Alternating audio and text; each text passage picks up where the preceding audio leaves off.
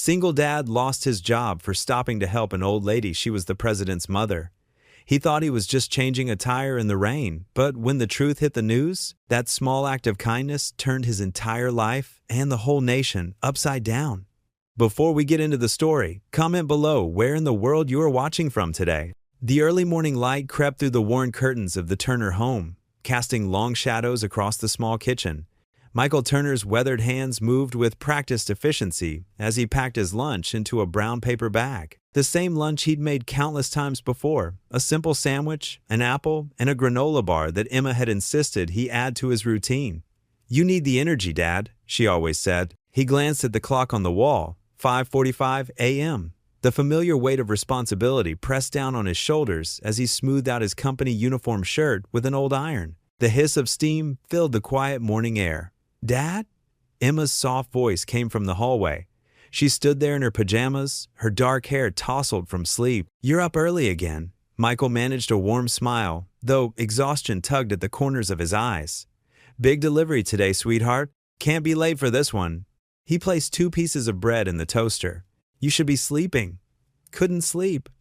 Emma moved to the kitchen table, her eyes falling on the stack of unopened envelopes. College acceptance letters, 5 of them. They'd been sitting there for 3 days, untouched. Each one represented both a dream and a burden. Michael watched his daughter trace her finger along the edge of one envelope. His heart ached. Sarah would have known exactly what to say right now. His late wife had always found the right words. "We'll open them soon," he promised, though they both knew what they'd find inside. Acceptance letters they couldn't afford to accept. The toast popped up, and he quickly buttered it. "Here's breakfast. Try to get a little more sleep before school." Emma took the toast but didn't move from the table. "Mom would want us to at least look at them." The words hit him like a physical blow. Sarah's voice echoed in his mind, clear as day. "Do what's right, not what's easy." It had been her mantra, the principle she'd lived by, the principle she'd died believing in. "Your mother." Michael's voice caught slightly. He cleared his throat and tried again. "Your mother would want us to be practical too." He checked his watch, 6 a.m. "I've got to get moving, kiddo. This delivery could mean a promotion. Better pay." The rain started as Michael stepped outside, a steady drumming against the worn shingles of their modest home. He pulled his jacket closer, hurrying to his truck. The promotion would mean an extra $2 per hour. Not enough to cover college tuition, but maybe enough to start a small savings account. Maybe enough to keep hope alive. The truck's engine grumbled to life, and Michael adjusted the rearview mirror. Emma stood in the doorway, watching him leave, still holding her toast. She raised her hand in a small wave, and he waved back, feeling the familiar mix of pride and worry that had become his constant companion since Sarah's passing. The wipers squeaked across the windshield as he navigated the empty streets of Maple Grove. Most of the town was still asleep, the storefronts dark, the sidewalks empty. Only the early shift workers at Pete's Diner showed signs of life, their cars parked in the usual spots. Michael checked the delivery manifest clipped to his dashboard. The client was new, some big tech company that had recently moved into the area. His supervisor's words from yesterday rang in his ears. "This is a premium client, Turner. One mistake, one late delivery, and you're done. We can't afford to lose this contract." The digital clock on his dashboard blinked 6:30 a.m. He was 5 minutes behind schedule, already, thanks to a train crossing that had caught him off guard. His hands tightened on the steering wheel as he turned onto rural Route 7, the rain now coming down in sheets. Through the fog and rain, the empty highway stretched ahead like a gray ribbon. Trees loomed on either side, their branches swaying in the wind. Michael leaned forward slightly, straining to see through the weather. The clock now read 6:35 a.m., 10 minutes behind. His thoughts drifted to the unopened letters on the kitchen table. Emma's future, sealed in those envelopes. She was so much like her mother, bright, determined, kind.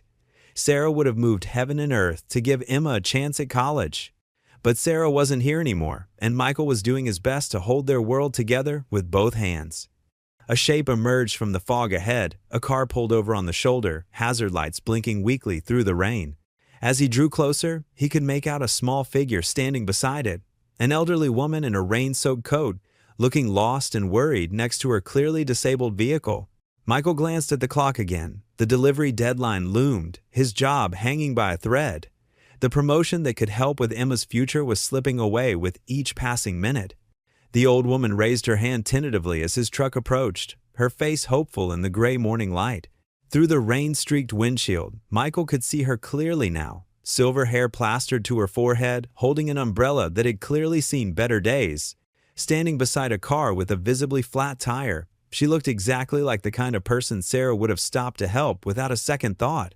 The windshield wipers swept back and forth in a steady rhythm, fighting against the intensifying rain.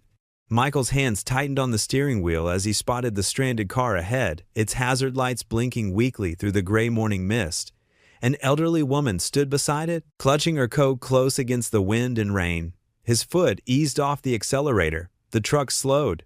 The digital clock on his dashboard seemed to mock him. 6:42 a.m. The delivery deadline was 7:15, and he still had 30 minutes of driving ahead. His supervisor's stern warning echoed in his mind. Turner, one more late delivery, and that's it.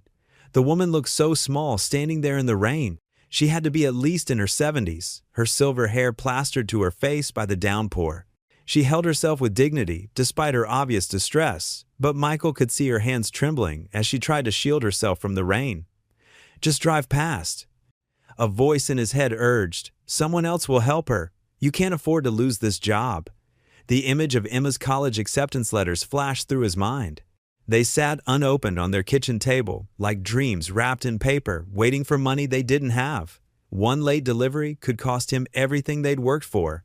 But then Emma's words from last week surfaced in his memory. They'd been looking through old photo albums, and she'd pointed to a picture of her mother helping a stranger change a tire. Dad, Mom would have stopped, she'd said, her eyes shining with pride. She always said that being kind matters more than being on time. Michael closed his eyes for a brief moment. Sarah would have stopped. She wouldn't have even hesitated. With a deep breath, he flicked on his turn signal and guided the truck onto the shoulder of the road. The gravel crunched under his tires as he pulled up behind the stranded vehicle. Grabbing his rain jacket from the passenger seat, he stepped out into the downpour. Cold droplets immediately found their way down his collar as he approached the woman. "Ma'am?" he called out, trying to project his voice over the sound of rain hitting pavement. "Are you all right?" The woman turned, relief washing over her face. Despite her bedraggled appearance, there was something graceful about her bearing, something that spoke of quiet strength. "Oh, thank heavens," she said. "I've been out here for almost an hour." "I'm Michael Turner," he said, extending his hand. "Looks like you might have a flat tire?" "Margaret Ellis," she replied, her hand small but warm in his. "And yes, I'm afraid so. I was on my way to visit my son when it happened. I tried calling for help, but my phone isn't getting any signal out here." She gestured helplessly at the tire. "I'm so sorry to be a bother." "Please don't feel obligated. I'm sure you have places to be." Michael glanced at his watch, then back at Margaret's concerned face. "It's no bother, Mrs. Ellis. Let me take a look." He knelt down in the mud to examine the flat tire. The rain drummed against his back as he located the jack in her trunk and began the familiar process of changing it. His clothes were getting soaked through, but he worked steadily, conscious of every passing minute.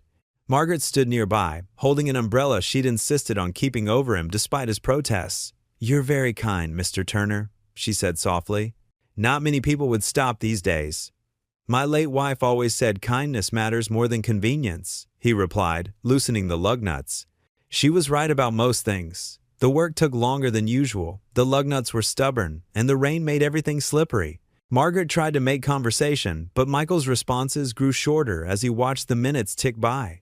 Finally, he secured the spare tire and lowered the jack. "There you go, Mrs. Ellis," he said, wiping his muddy hands on his already ruined uniform pants. "The spare should get you where you need to go, but you'll want to have a proper tire fitted as soon as possible." "How can I ever thank you?" Margaret asked, genuine gratitude in her eyes. Michael managed a small smile, even as anxiety churned in his stomach. "No thanks needed. Just help someone else when you get the chance." He hurried back to his truck, leaving Margaret waving goodbye in his rearview mirror. Once inside, he pulled out his phone, dreading what he'd find. The screen lit up with the time, 7:12 a.m., 30 minutes late. His hands trembled slightly as he set the phone down. The rain continued its steady rhythm against the roof of the truck, but now it sounded less like music and more like a countdown to what was coming. Michael burst through the double doors of Reliable Logistics, his work shirt still damp from the morning rain that had turned his brief act of kindness into a career-ending disaster. His boots squeaked against the polished concrete as he rushed across the warehouse floor, dodging forklifts and pallets of merchandise. The familiar smell of cardboard and diesel fuel that had once meant security now felt like a trap closing around him. His footsteps echoed through the cavernous space as he made his way toward the dispatch office, past rows of delivery trucks and stacks of packages waiting to be sorted. There, silhouetted against the harsh fluorescent lights that cast everything in an unforgiving glare, stood Mr. Keene. His supervisor's thin frame was rigid with barely contained anger, arms crossed tightly over his pressed white shirt.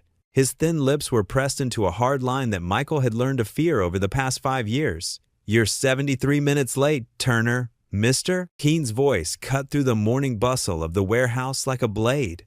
The words carried across the concrete floor, causing conversations to halt mid-sentence. Other workers paused in their tasks, casting worried glances in their direction.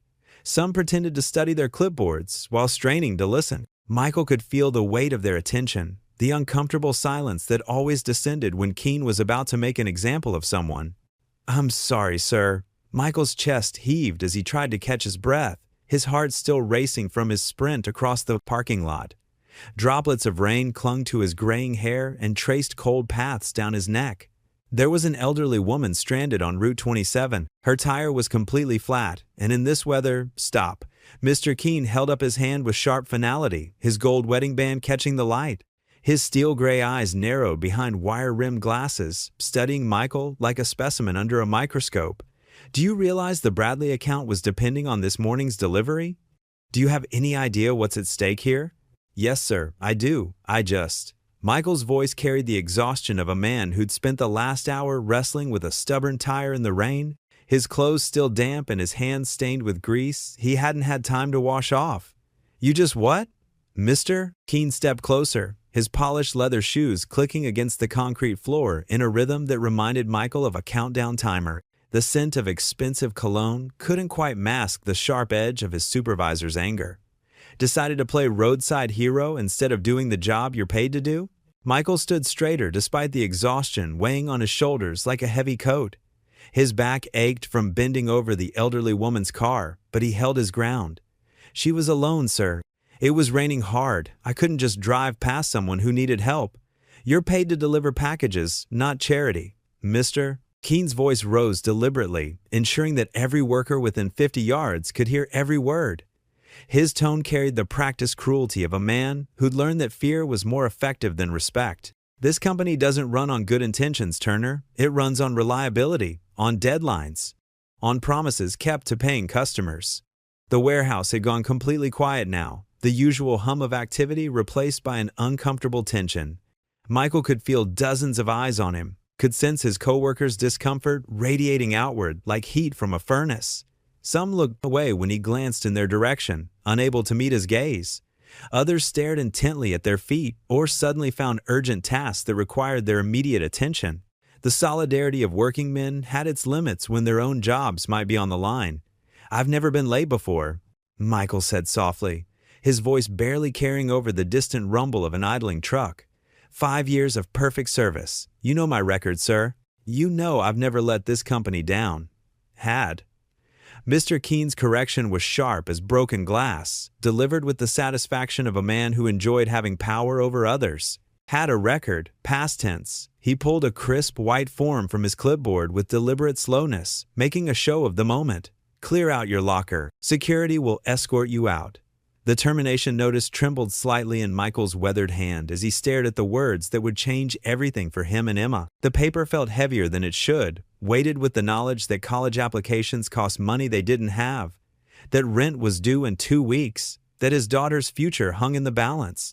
Words of protest formed in his throat, explanations about the fear in the elderly woman's eyes, about the way she'd reminded him of his own mother, about the promise he'd made to his dying wife to always help those in need. But pride and 5 years of experience with Mr. Keene's rigid worldview kept those words locked away. His wife had always said dignity was worth more than dollars, even when dollars were scarce.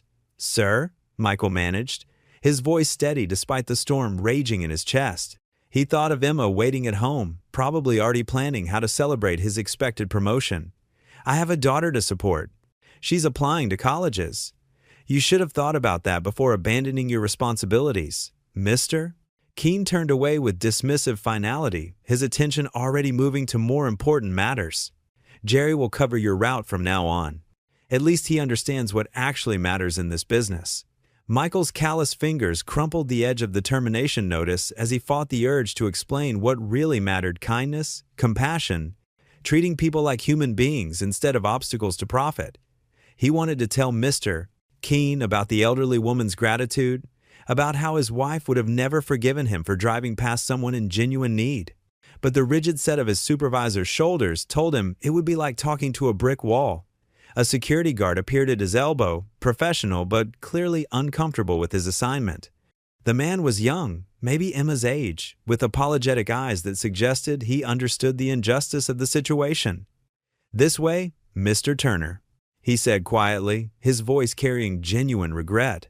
The walk to his locker felt like a death march, each step echoing through the warehouse that had been his second home for 5 years. Michael passed machinery he'd helped repair, coworkers he'd shared coffee breaks with, corners where he'd stored countless packages bound for grateful customers. The familiar sights now felt foreign, as if he were already a ghost haunting his former life.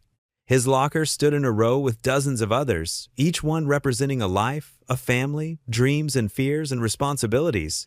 Michael's hands shook slightly as he turned the combination Emma's birthday, followed by his wedding anniversary.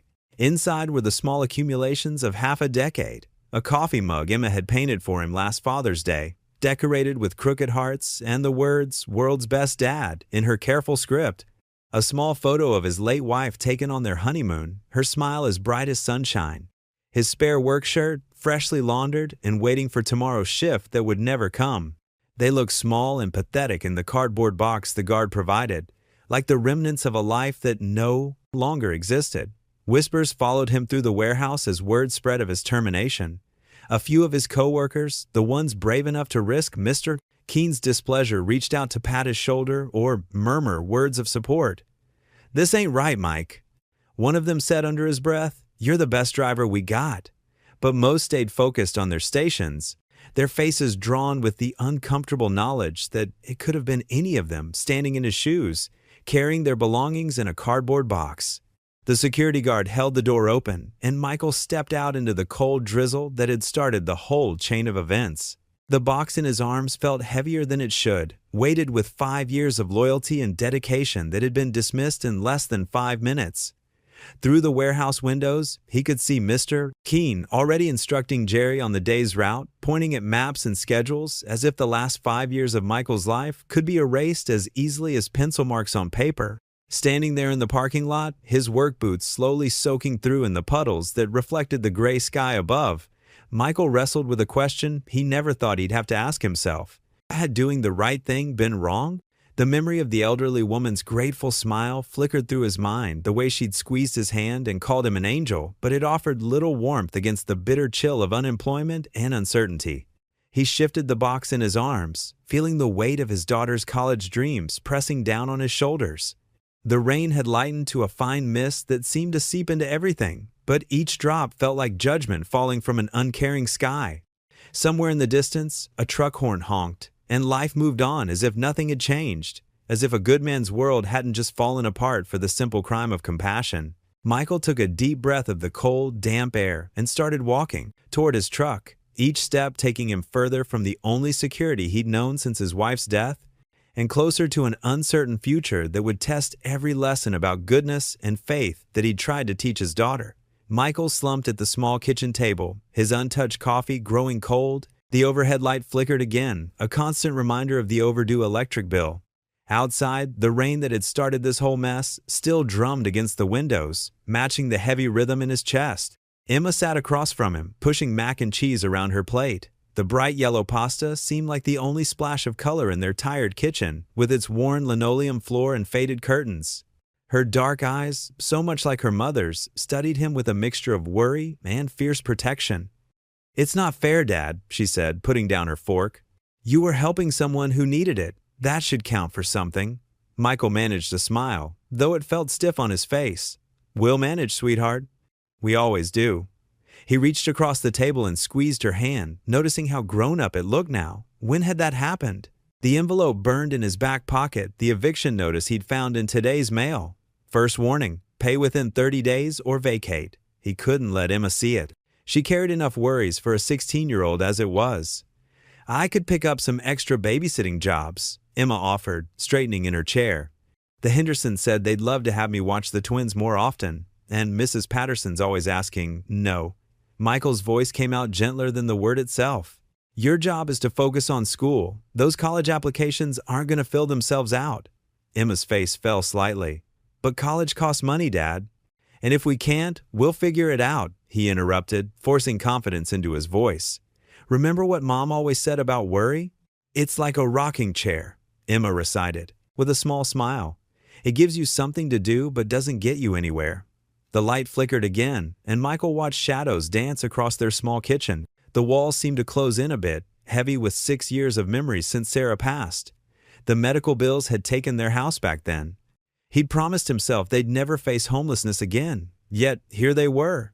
Emma pushed back her chair and came around the table. She wrapped her arms around his shoulders, and Michael felt a lump form in his throat. When had his little girl become the one doing the comforting? "Can we pray together?" she asked softly. "Like we used to when things got hard?"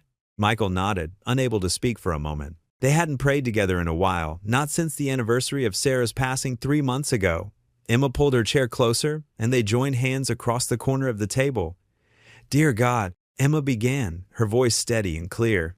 "We know you have a plan, even when we can't see it. Please help something good come out of today.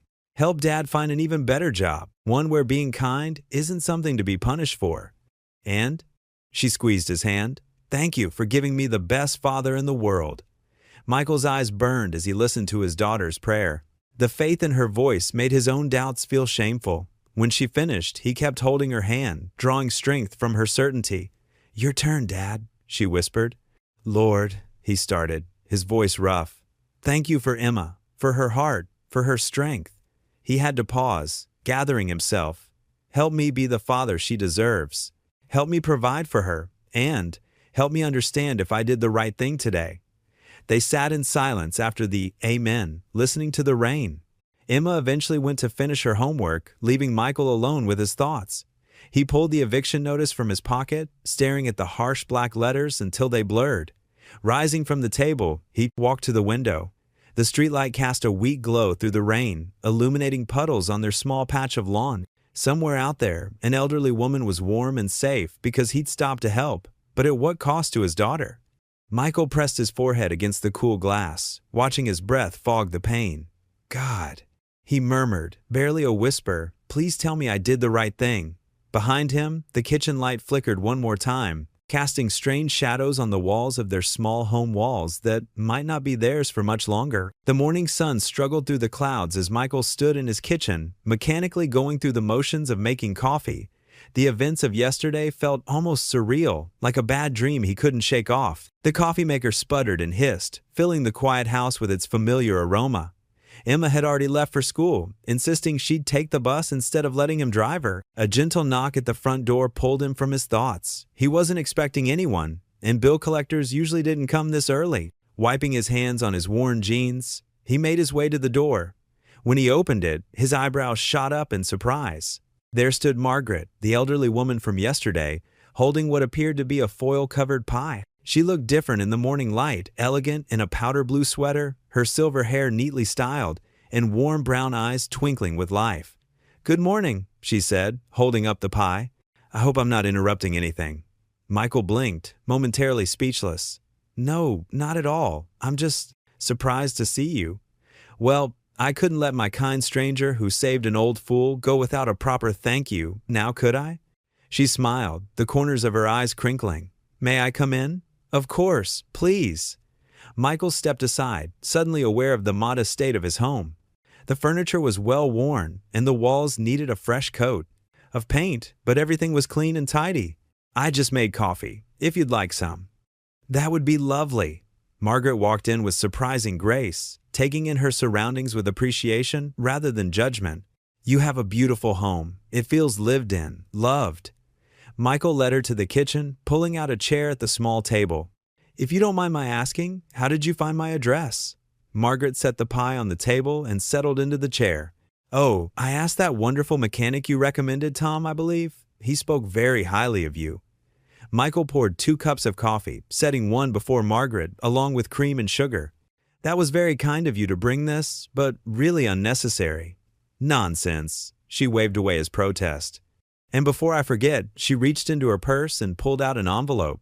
Michael immediately recognized the shape of a check and shook his head. "No, please, I can't accept payment for helping someone in need. But you lost your job because of me," Margaret insisted, her face etched with concern. "That's not your fault." Michael sat down across from her, wrapping his hands around his coffee mug. "I made that choice." Margaret studied him for a long moment, then tucked the envelope away. "You're a rare sort, you know that? In today's world, most people would have driven right past. My late wife would have stopped," Michael said softly. "She always said that faith without action isn't really faith at all." "Ah," Margaret nodded, her eyes softening. "How long has she been gone?" 5 years this August." Michael took a sip of coffee. "Some days it feels like yesterday." "I understand completely. I lost my Henry 3 years ago." Margaret reached across the table and patted his hand. "The loneliness never quite goes away, does it?" "No," Michael agreed. "But I have Emma, my daughter. She makes it easier." "Tell me about her," Margaret encouraged, settling back with her coffee. For the next hour, they talked. About everything and nothing. Michael found himself sharing stories about Emma's childhood, his struggles as a single parent, and his hopes for her future. Margaret listened with genuine interest, occasionally offering gentle wisdom that reminded him of his own mother.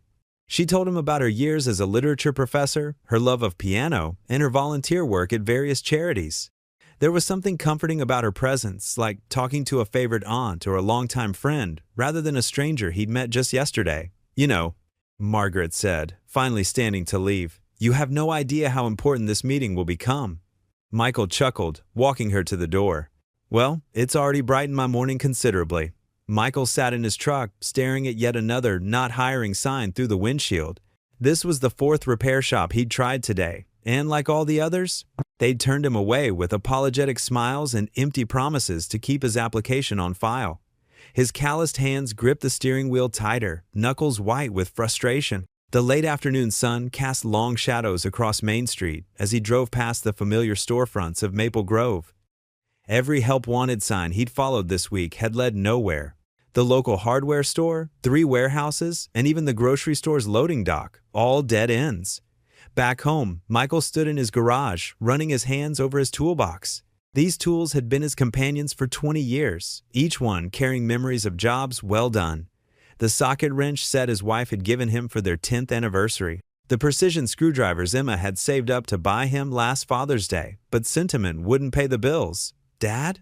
Emma's voice carried from the kitchen door. "What are you doing?" Michael straightened up, forcing a smile. "Just organizing, sweetheart. These old tools might fetch a decent price at Murphy's Pawn." Emma's face fell. "But Dad, those are your good tools. You love them. They're just things, Emma." He closed the toolbox with a decisive click. "And things can be replaced. What matters is keeping a roof over our heads." Later that afternoon, Murphy's pawn shop offered him less than half what the tools were worth. Michael accepted without haggling. Pride was a luxury he couldn't afford right now. The wadded bills in his pocket would cover this month's rent, barely. Emma waited for him at home with a plate of grilled cheese sandwiches. "I made dinner," she announced proudly. "And guess what, Mrs.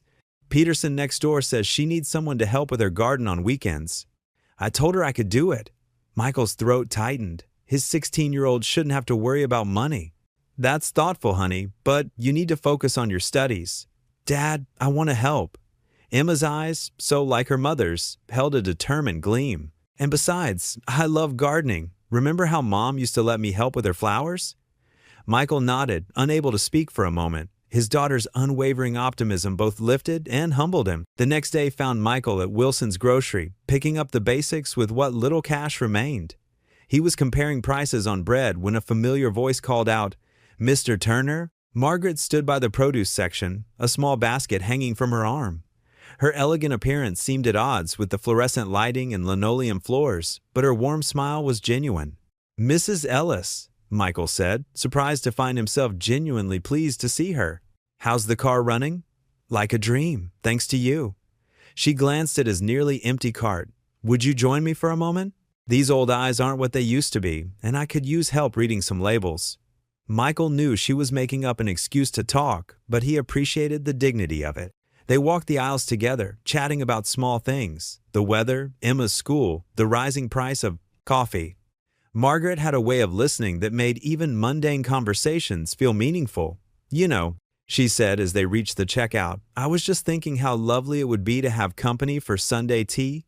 Would you and Emma consider joining me, say, around 2 o'clock? Michael hesitated. The invitation was unexpected, and part of him wanted to decline, to protect his pride perhaps, or avoid charity. But something in Margaret's expression stopped him. Behind her poise, he recognized a familiar loneliness. That's very kind of you, he began carefully. Oh, please say yes, Margaret pressed gently.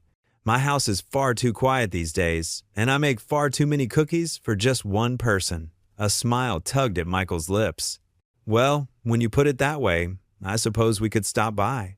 Wonderful. Margaret's face lit up. I'll text you my address. You do text, don't you? Yes, ma'am. Emma made sure I learned. They exchanged numbers, and Michael found himself looking forward to Sunday.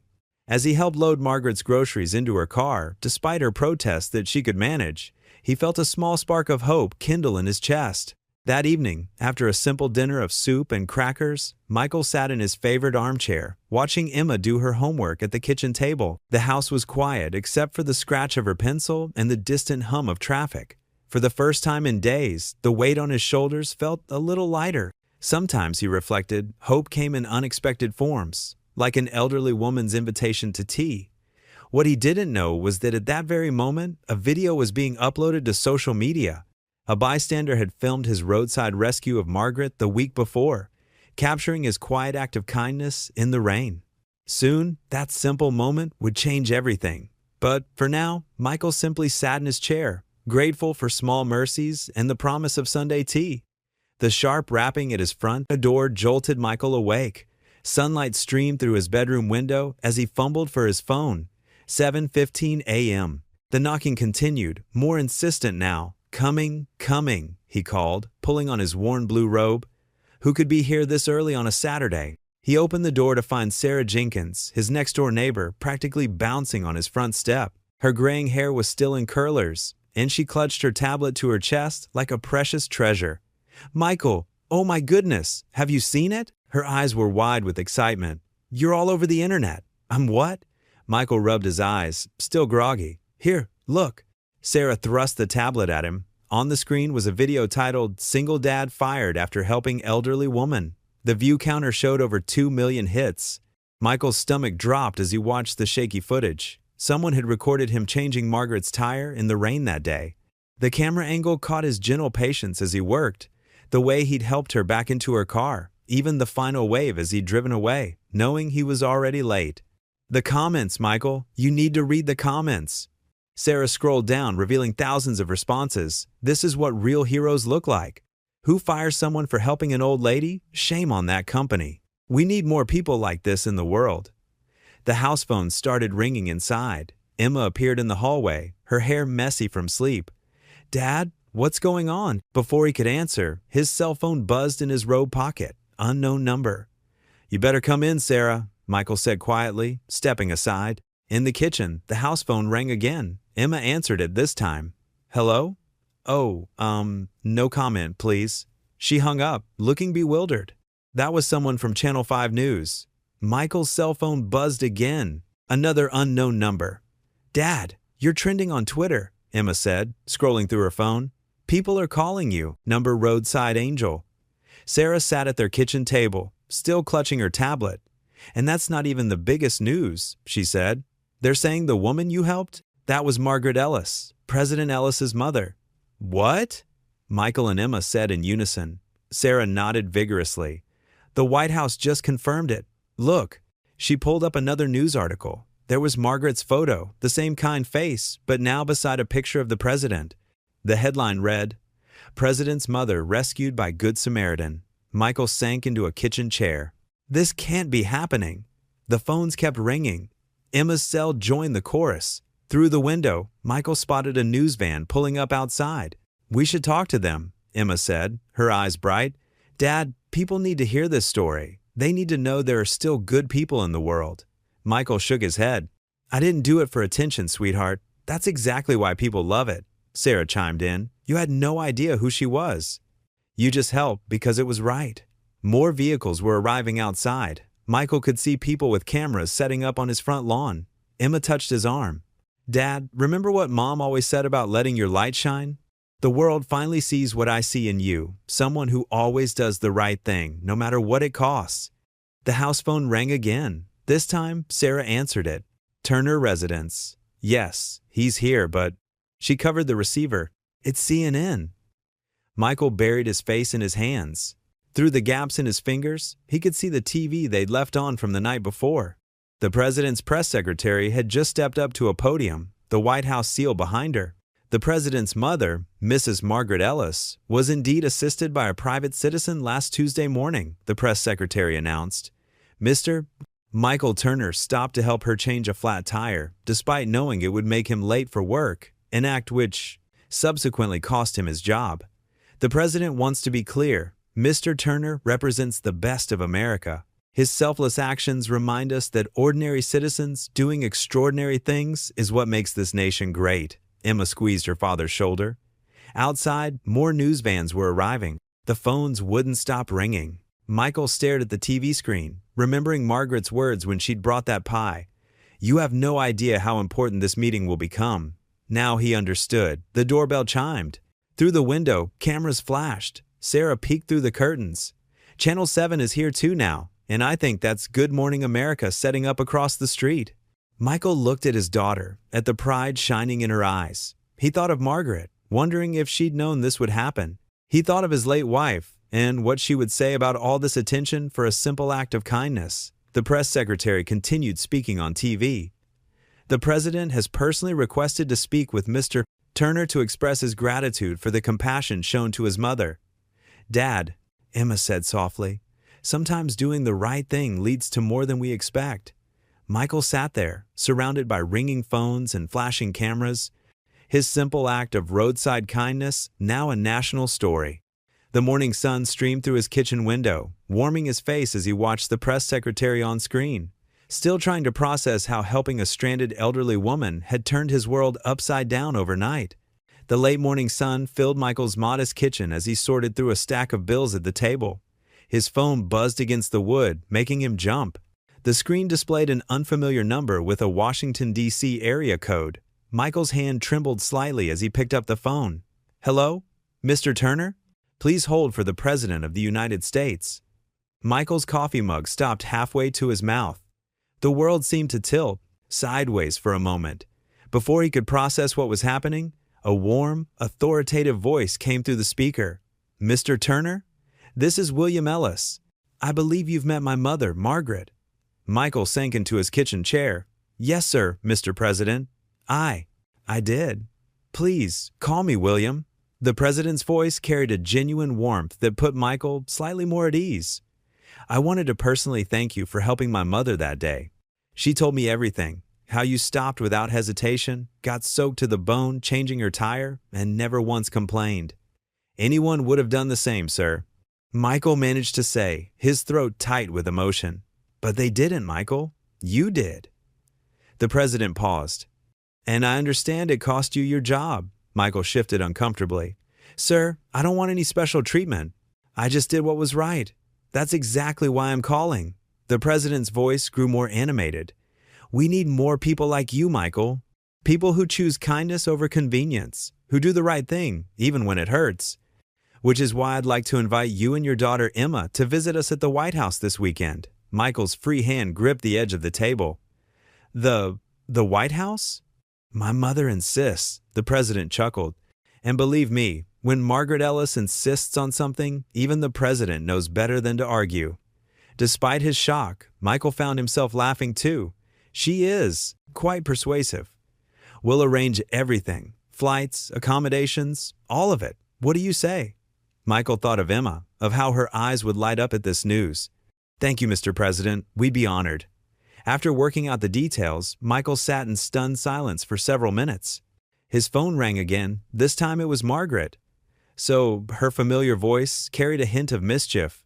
"I hear you've been invited to a rather important house." "Margaret," Michael exclaimed, "did you plan this? Me? I'm just a helpless old woman who needed assistance with a flat tire." Her laugh was warm and knowing. "Though I did tell you our meeting would become important, didn't I?" "You did?" Michael shook his head in amazement. "I just never imagined." "Sometimes the smallest acts of kindness have the biggest ripples, Michael." Her voice softened. "You helped me that day not because of who I was, but because of who you are. That's what matters." After hanging up, Michael could barely contain himself until Emma got home from school. When she walked through the door, backpack slung over her shoulder, he was practically bouncing on his feet. "Dad?" Emma looked concerned. "Are you okay?" "The president called today," he said, watching her face. Emma's backpack hit the floor with a thud. "What? We're going to the White House this weekend?" The words felt surreal even as he said them. Emma's hands flew to her mouth. "No way. No way." She launched herself at him, wrapping him in a fierce hug. When she pulled back, tears sparkled in her eyes. "Dad, this is incredible." Michael held his daughter close, his own eyes growing misty. "I know, sweetheart. I know." That evening, as they pulled suitcases from the closet and began to pack, Emma couldn't stop smiling. She carefully folded her best dress, then paused to watch her father sort through his clothes. "Dad?" she said softly. "Mom would be so proud of you right now." Michael's hands stilled on the shirt he was folding. He looked at their small living room, at the bills on the kitchen table, at his daughter's shining face, and felt a wave of peace wash over him. "Maybe," he whispered, more to himself than to Emma, "maybe there's a reason for everything after all." The next morning's sun would bring new challenges and adventures, but for now, in their humble home filled with love and hope, father and daughter packed their bags for a journey neither could have imagined just days before. The morning air felt different at the small regional airport, crisp with possibility. Michael Turner stood at the check-in counter, fumbling with their freshly printed boarding passes while Emma bounced on her toes beside him, her eyes bright with excitement. "Dad, I can't believe we're actually flying." Emma clutched her worn backpack, which contained her journal and favorite pen. She'd insisted on documenting every moment of this unexpected journey. Michael managed a nervous smile. "First time for everything, sweetheart." His own stomach was doing flips, though not entirely from pre-flight jitters. The past 24 hours had been a whirlwind since the president's call. The gate area was busier than usual, with several people stealing glances at them. A few held up phones, obviously recognizing them from the viral video. Michael kept his head down, focusing on Emma's joy instead of the attention. "Now boarding flight 238 to Washington, D.C., the gate agent announced over the speakers. Emma grabbed her father's hand. "That's us." They made their way down the narrow airplane aisle, Emma insisting on the window seat. Michael squeezed his tall frame into the middle seat, thankful the airline had kept the adjacent seat empty for privacy. "Look how tiny everything is."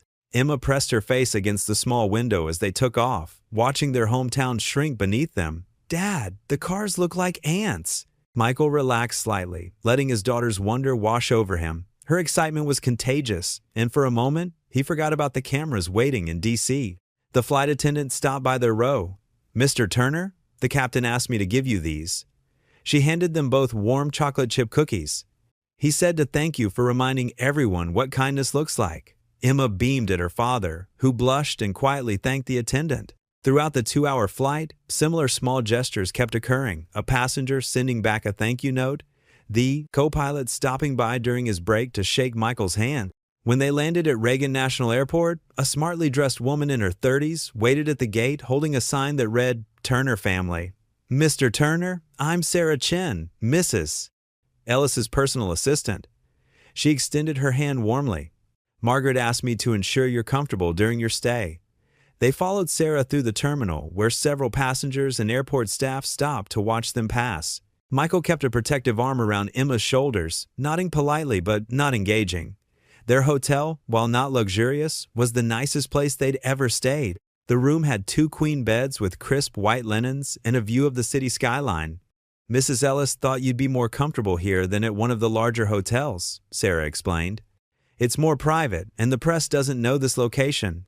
Emma explored the room, touching everything with reverent fingers. Dad, look! They left us chocolates on the pillows. A small group of reporters waited outside when they left for their White House visit, but Sarah efficiently guided them through a side entrance to a waiting car with tinted windows. Just smile and keep walking, she advised. You're handling this all very gracefully. The White House security check was thorough but respectful. Emma couldn't stop grinning as they received their visitor badges. Michael's hands were sweating as they walked through the historic halls. They entered the map room, where Margaret Ellis stood waiting, her face lighting up at the sight of them. She wore a simple blue dress that somehow made her look both regal and approachable. My roadside angel. She stepped forward to embrace Michael, then turned to Emma. And this must be the wonderful daughter I've heard so much about. Before Emma could respond, President William Ellis entered the room. He was taller in person than he appeared on television, with his mother's kind eyes and an easy smile that made Michael feel slightly less overwhelmed. Mr. Turner, the president extended his hand. Thank you for taking care of my mother when I couldn't be there. Anyone would have done the same, sir, Michael replied quietly. That's where you're wrong, President Ellis said, his voice firm but warm. Not everyone would have sacrificed their job to help a stranger. We're going to make this right. Margaret touched Michael's arm gently. William means it. We take care of those who take care of others. They stood beneath the towering portrait of Abraham Lincoln, its solemn presence adding weight to the moment. Margaret leaned close to Michael and whispered, This is only the beginning. Emma squeezed her father's hand, and Michael felt tears prick at his eyes. In the space of a week, they'd gone from desperate worry to standing in the White House. He didn't know what tomorrow would bring, but for now, he let himself believe that sometimes doing the right thing really did lead to something good. The morning sun streamed through the tall windows, casting long shadows across the historic room as they stood together, an unlikely group brought together by a simple act of kindness on a rainy morning. The rose garden bloomed with late spring flowers in full glory, their sweet perfume mixing with the earthy scent of fresh-cut grass under the brilliant morning sunday. Neat rows of white chairs stretched across the manicured lawn, each one facing a small mahogany podium where the presidential seal gleamed like burnished gold. Michael Turner stood quietly to the side near a towering magnolia tree, his callous fingers tugging nervously at his borrowed navy tie while television cameras hummed and whirred from every angle. Photographers jostled for position behind velvet ropes, their long lenses catching every moment. The morning air buzzed with anticipation. Secret Service agents stood at careful intervals, their dark suits stark against the garden's vibrant colors. Cabinet, members, and distinguished guests filled the front rows, their whispered conversations creating a low murmur that mixed with the distant sounds of traffic beyond the White House gates. Emma reached over and straightened his collar with gentle fingers, her touch as soft as her mother's had been. You look perfect, Dad, she whispered, her young face absolutely glowing with pride. She wore the simple blue dress they'd bought yesterday at a department store near their hotel, but she carried herself with the natural grace that reminded Michael so much of Sarah. Margaret Ellis sat in the front row like a queen, holding court, elegant, in a powder blue suit that complemented her silver hair perfectly. Her weathered hands rested gracefully on her purse, and when she caught Michael's eye, she gave him a gentle wink that somehow steadied his racing heart. Despite her frail appearance, her presence commanded quiet respect from everyone around her. The president stepped to the podium with measured confidence, his tall frame casting a shadow across the seal. The crowd fell silent instantly, hundreds of faces turning toward him with rapt attention. Even the birds seemed to pause their singing as his presence commanded the garden. Today we honor a man who reminds us what America truly stands for. The president's voice rang clear and strong across the garden, carrying easily to the back rows without need for amplification. Michael Turner didn't know he was helping my mother that rainy morning 3 weeks ago. He had no idea who she was. He simply saw another human being in need and chose to act with compassion. The president paused, letting his words sink in. In a world that often rewards selfishness, Michael chose selflessness. In a moment when taking the easy path would have cost him nothing, he chose the harder road of kindness. And in doing so, he lost his job but gained something far more valuable. He reminded us all who we're supposed to be. Camera flashes exploded. like tiny fireworks as Michael stepped forward on unsteady legs. The grass felt soft beneath his polished shoes, shoes that Emma had helped him pick out because his work boots didn't seem right for such an occasion. His work-worn hands trembled slightly as the president lifted the medal from its velvet case, the golden disc catching the sunlight as it settled around Michael's neck. The weight of it felt substantial against his chest, but not as heavy as the emotion that threatened to close his throat. The medal bore the image of an eagle in flight, wings spread wide above the words, Presidential Medal of Freedom. Michael had never imagined such a thing could belong to him, a simple mechanic from a small town who just wanted to do right by his daughter. When it was his turn to speak, Michael gripped the podium edges so tightly his knuckles went white.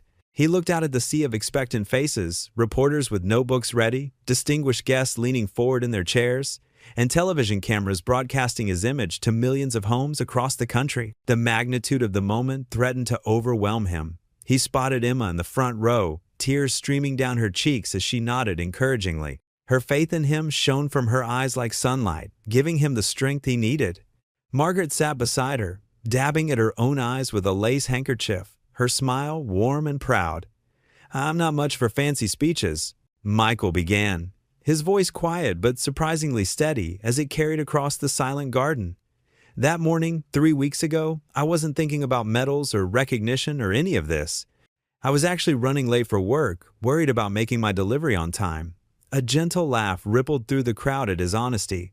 "But when I saw that elderly lady, Mrs. Ellis, standing in the rain next to her car, everything else just stopped mattering." He paused, swallowing hard as the memory came flooding back. "My late wife, Sarah, always told me, 'Do what's right, not what's easy.' Those were her words, and they've guided me every day since she passed." That morning was no different. His voice grew stronger as he continued. "I didn't help Mrs. Ellis because I thought it would lead to anything good for me. Truth is, helping her cost me my job, and I went home that night not knowing how I'd pay the rent or put food on the table. But I'd do it again in a heartbeat, because kindness shouldn't need a reason. It shouldn't need cameras or rewards or recognition. It should just be who we are to each other." The garden had gone completely still. Even the photographers had lowered their cameras, caught up in his simple, heartfelt words. "That's the world I want my daughter to live in," Michael said, his eyes finding Emma's face again. "A world where we stop for each other, where we choose compassion over convenience, where we remember that every person we meet is somebody's child, somebody's parent, somebody's whole world." The garden erupted in thunderous applause that seemed to shake the very trees. Several hardened journalists wiped their eyes, their notepads completely forgotten.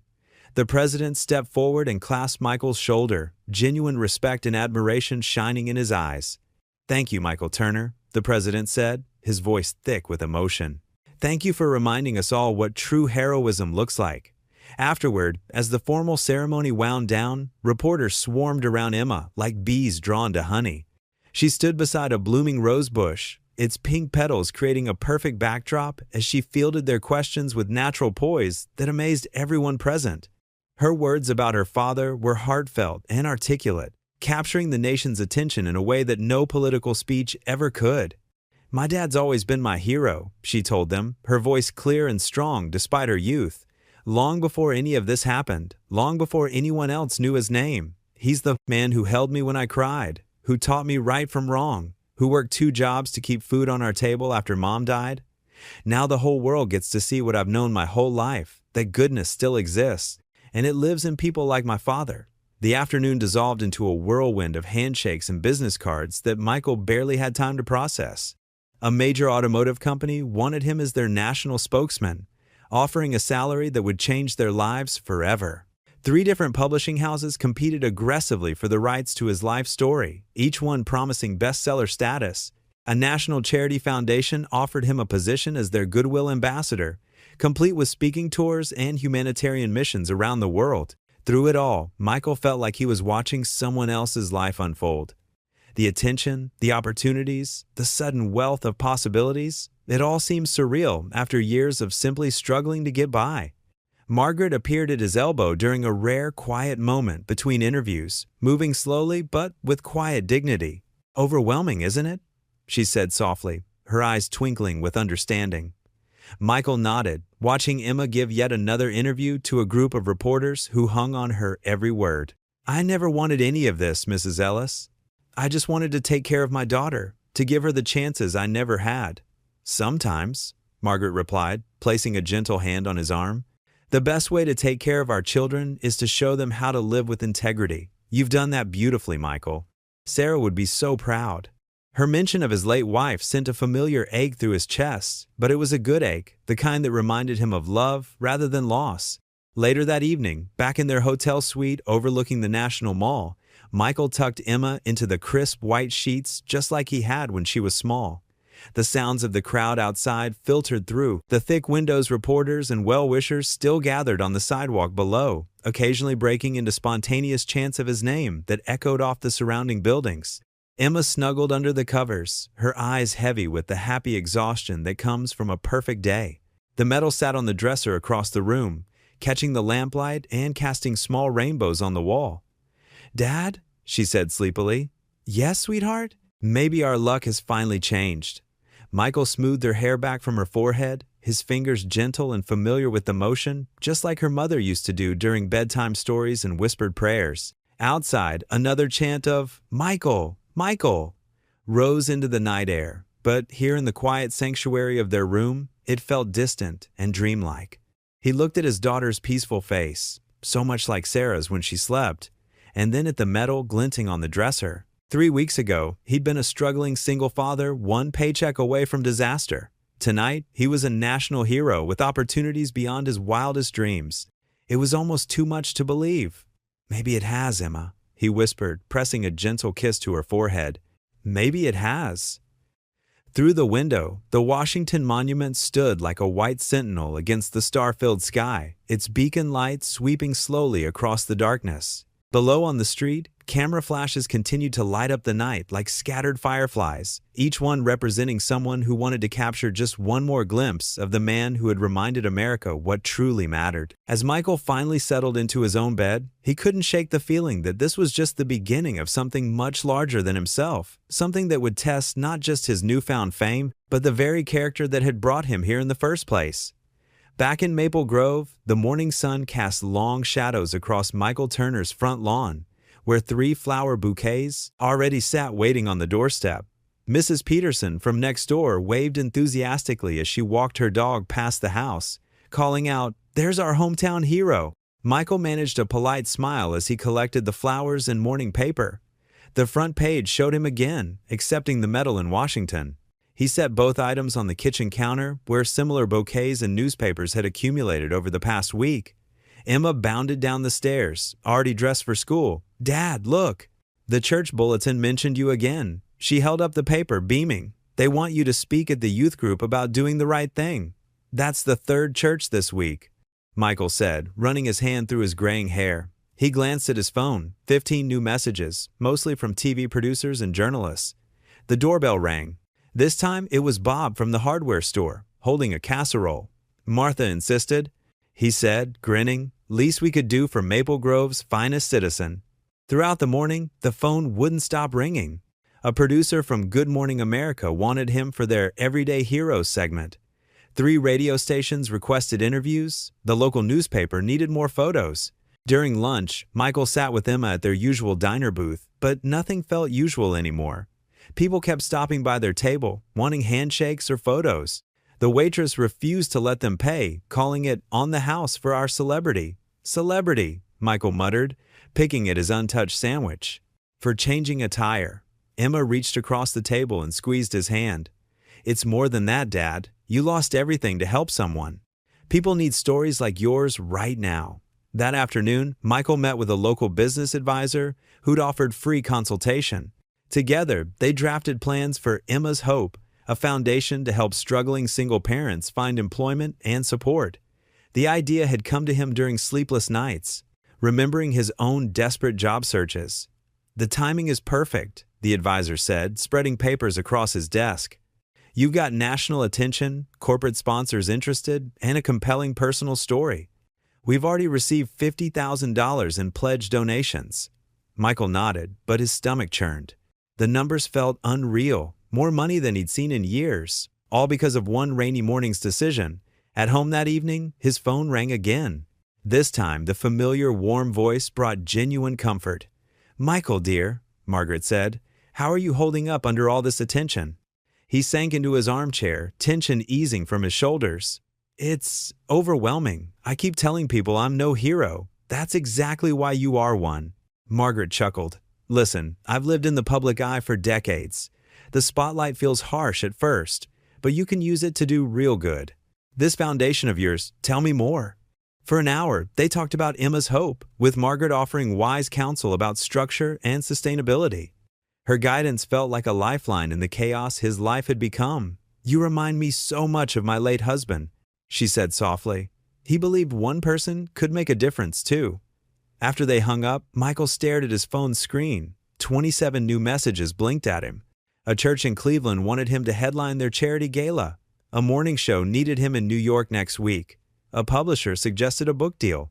The local news played in the background, showing footage of him in Washington again. "Maple Grove's Michael Turner continues to inspire the nation," the anchor announced. "The single father who lost his job for an act of kindness has become a symbol of." Michael pressed the power button, silencing the TV. He picked up a framed photo of his late wife from the side table. "What would you make of all this?" he whispered. Emma appeared in the doorway, holding another stack of mail. "3 more interview requests," she said. "And the mayor wants you to grand marshal the 4th of July parade." Michael sighed heavily, turning off his phone. "I helped one woman change a tire. That's all I did. Now everyone wants a piece of me." He looked at the pile of unopened mail, interview requests, and speaking invitations scattered across the coffee table. When did doing the right thing become such a circus? Emma sat beside him, resting her head on his shoulder like she used to do when she was little. "Maybe because it's getting rare," she said quietly. "Maybe people need to be reminded that good people still exist." Through the window, another news van crept slowly past their house, camera pointed at their front door. Michael drew the curtains closed, retreating from the watchful eyes of a world that seemed desperate for heroes, even ones as ordinary as him. The late afternoon sun painted Margaret's garden in warm, golden hues as Michael parked his truck along the circular driveway of her estate. The security detail, now familiar with his visits, nodded politely as he passed through the gate. Though he'd been here several times since their return from Washington, something about Margaret's phone call this morning had felt different, more urgent. He found her sitting on a white wrought iron bench beneath a flowering dogwood tree. She wore a pale blue cardigan despite the warm weather, and her silver hair caught the sunlight like spun silk. Her smile, though warm as ever, carried a hint of weariness. "Michael, dear friend." She patted the space beside her. "Thank you for coming on such short notice." "Of course, Margaret." He settled next to her, noting how the garden buzzed with life, bees humming among the roses, birds chirping in the trees. "Your garden's beautiful today, isn't it?" Her eyes swept across the carefully tended flower beds. "I've always found peace here. It's one of the few places where I can just be myself, not someone's mother or widow or public figure." Michael sensed the weight in her words. They sat in comfortable silence for a moment, watching a butterfly dance from bloom to bloom. "There's something I need to tell you," Margaret said finally, her voice soft but steady. "Something I haven't shared with many people yet." She turned to face him, her eyes clear and direct. "I've been diagnosed with pancreatic cancer. Stage 4. The words hit Michael like a physical blow. He instinctively reached for her hand, which felt small and cool in his grasp. "Margaret, I'm so sorry." She squeezed his fingers gently. "Don't be, dear. I've lived a full life. But I have maybe 6 months, according to the doctors." Her voice remained remarkably calm. "William, the president, he knows, of course, but we've kept it private. The media circus would be unbearable." Michael watched a shadow pass across her face. The breeze stirred the dogwood blossoms, sending white petals drifting around them like snow. "You know what troubles me most," Margaret continued, absently touching the pearl necklace at her throat. "When I'm gone, they'll reduce my entire life to a headline. President's mother dies. As if that's all I ever was." She looked down at their joined hands. "I was a professor for 30 years. I raised money for literacy programs. I played concert piano. I loved poetry and gardening and teaching young minds to think for themselves. But none of that will matter to the newspapers." "It matters." Michael said firmly. "It matters to everyone whose life you touched. It matters to me." Margaret's eyes grew misty. "That's why I wanted to tell you. You see people, Michael, really see them. Not their titles or positions, just their humanity. That day on the road, you didn't stop because I was anyone important. You stopped because I needed help." Michael remembered the rain, the simple choice that had changed everything. "I stopped because it was right." "Exactly." Margaret straightened her shoulders. "And that's why I trust you with this. Not just the news about my health, but with understanding who I really am." They talked for hours as the sun began its descent. Margaret shared stories from her teaching days, her eyes lighting up as she described inspiring students to love literature. She spoke about her late husband, about raising William, about the small moments that had shaped her life. Michael listened, recognizing in her words the same quiet wisdom that had drawn him to her friendship. "Will you visit when you can?" she asked as the evening grew cool. "I'd like to spend my remaining time with people who know me as Margaret, not just as the president's mother." "As often as you'll have me," Michael promised, helping her stand from the bench. "And I'll bring Emma. She adores you." Margaret smiled, though her eyes glistened with unshed tears. "You're both such a blessing. God does work in mysterious ways, doesn't he? Who would have thought a flat tire would bring such friendship into my life?" As they walked slowly toward the house, Margaret leaning slightly on his arm, she added, "Promise me one thing, anything. Help people remember me as I really was. Not the titles or the trappings, but the woman who believed in kindness, in education, in the power of one person to make a difference." "I promise," Michael said solemnly. Later, as he drove home through the gathering dusk, tears blurred his vision. The weight of Margaret's trust, her secret, and their deepening friendship pressed against his heart. He pulled over briefly, unable to continue until he could see clearly again. "I'll make sure the world knows you, not just your title," he whispered into the quiet car, his voice thick with emotion. Autumn leaves danced in the crisp morning air as Michael unlocked the doors to Emma's Hope's new headquarters, a modest but welcoming storefront in downtown Maple Grove. The fresh paint still carried that new beginning smell, and the logo Emma designed herself, a simple heart formed by helping hands, gleamed on the front window. Inside, volunteers bustled about, arranging donated office furniture and setting up computer stations. The space hummed with purpose and possibility. Michael paused at the entrance, taking it all in. Just 6 weeks ago, this had been an empty building. Now it was becoming exactly what he'd dreamed of, a place where single parents could find support, job training, and most importantly, hope. "Dad!" Emma called from behind the reception desk. She waved a stack of papers. "We got 15 more volunteer applications this morning, and 3 more companies want to partner with us for job placements." Michael smiled at his daughter's enthusiasm. At 16, she'd thrown herself into the foundation's work with remarkable dedication. Staying up late to perfect their website and create social media content, her eyes sparkled with the same light her mother's had when helping others. "That's wonderful, sweetheart," he said, hanging up his jacket. "But don't forget about your homework." "Already done?" she grinned. "Besides, this is way more important than algebra." A young woman approached them, clipboard in hand. "Mr. Turner, the Channel 5 crew is setting up in the conference room. They'd like to start the interview in 20 minutes. Michael nodded, straightening his tie, a recent gift from Margaret. The national news station had reached out after their local story went viral, wanting to showcase Emma's Hope as part of their American Spirit series. Though still uncomfortable with attention, Michael had learned to accept it for the foundation's sake. The interview went better than he'd expected. The reporter, Sandra Chen, asked thoughtful questions about their mission and impact. Michael spoke from the heart about second chances and community support. Emma joined him halfway through, describing how the foundation had already helped 3 single parents find stable jobs. "And what inspired the name Emma's?" "Hope?" Sandra asked. Michael glanced at his daughter. "Well, Emma here never lost faith in me, even when I lost my job. She taught me that hope isn't just about wishing for better times, it's about believing in people enough to help them stand up again." The segment aired the following week during prime time. Phones started ringing off the hook immediately. Corporate donations poured in. Local businesses offered job training partnerships. Other communities reached out about starting their own chapters. Then came the president's endorsement. William Ellis himself appeared on national television, praising Emma's Hope as a shining example of American compassion in action. The foundation's website crashed from traffic. Michael hired 3 full-time staff members to handle the growing workload. They expanded their services to include childcare assistance and transportation support. Emma developed a mentoring program pairing experienced single parents with those just starting out.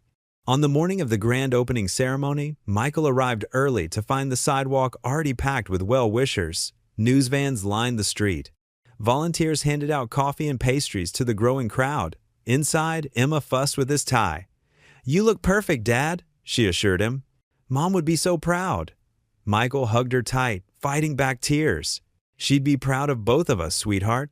At exactly 10 o'clock, they stepped outside to thunderous applause. Michael approached the podium, his hands trembling slightly. In the front row sat Margaret, elegant as always in a rose-colored suit, beaming up at him with maternal pride. The crowd fell silent as he began to speak. "6 months ago, I was just a dad trying to do the right thing on a rainy morning. I never imagined that one small act of kindness would lead to all this. But that's the thing about kindness. It grows. It multiplies. It spreads hope like wildfire."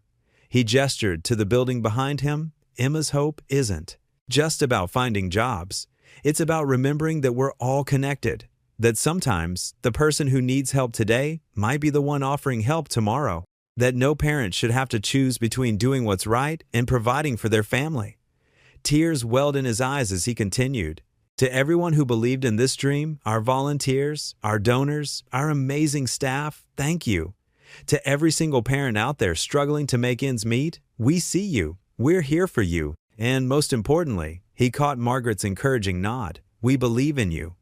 The applause that followed was deafening. Emma rushed to hug him as cameras flashed. Margaret dabbed at her eyes with a delicate handkerchief, her smile radiant with joy and something deeper, a profound satisfaction in witnessing goodness multiply.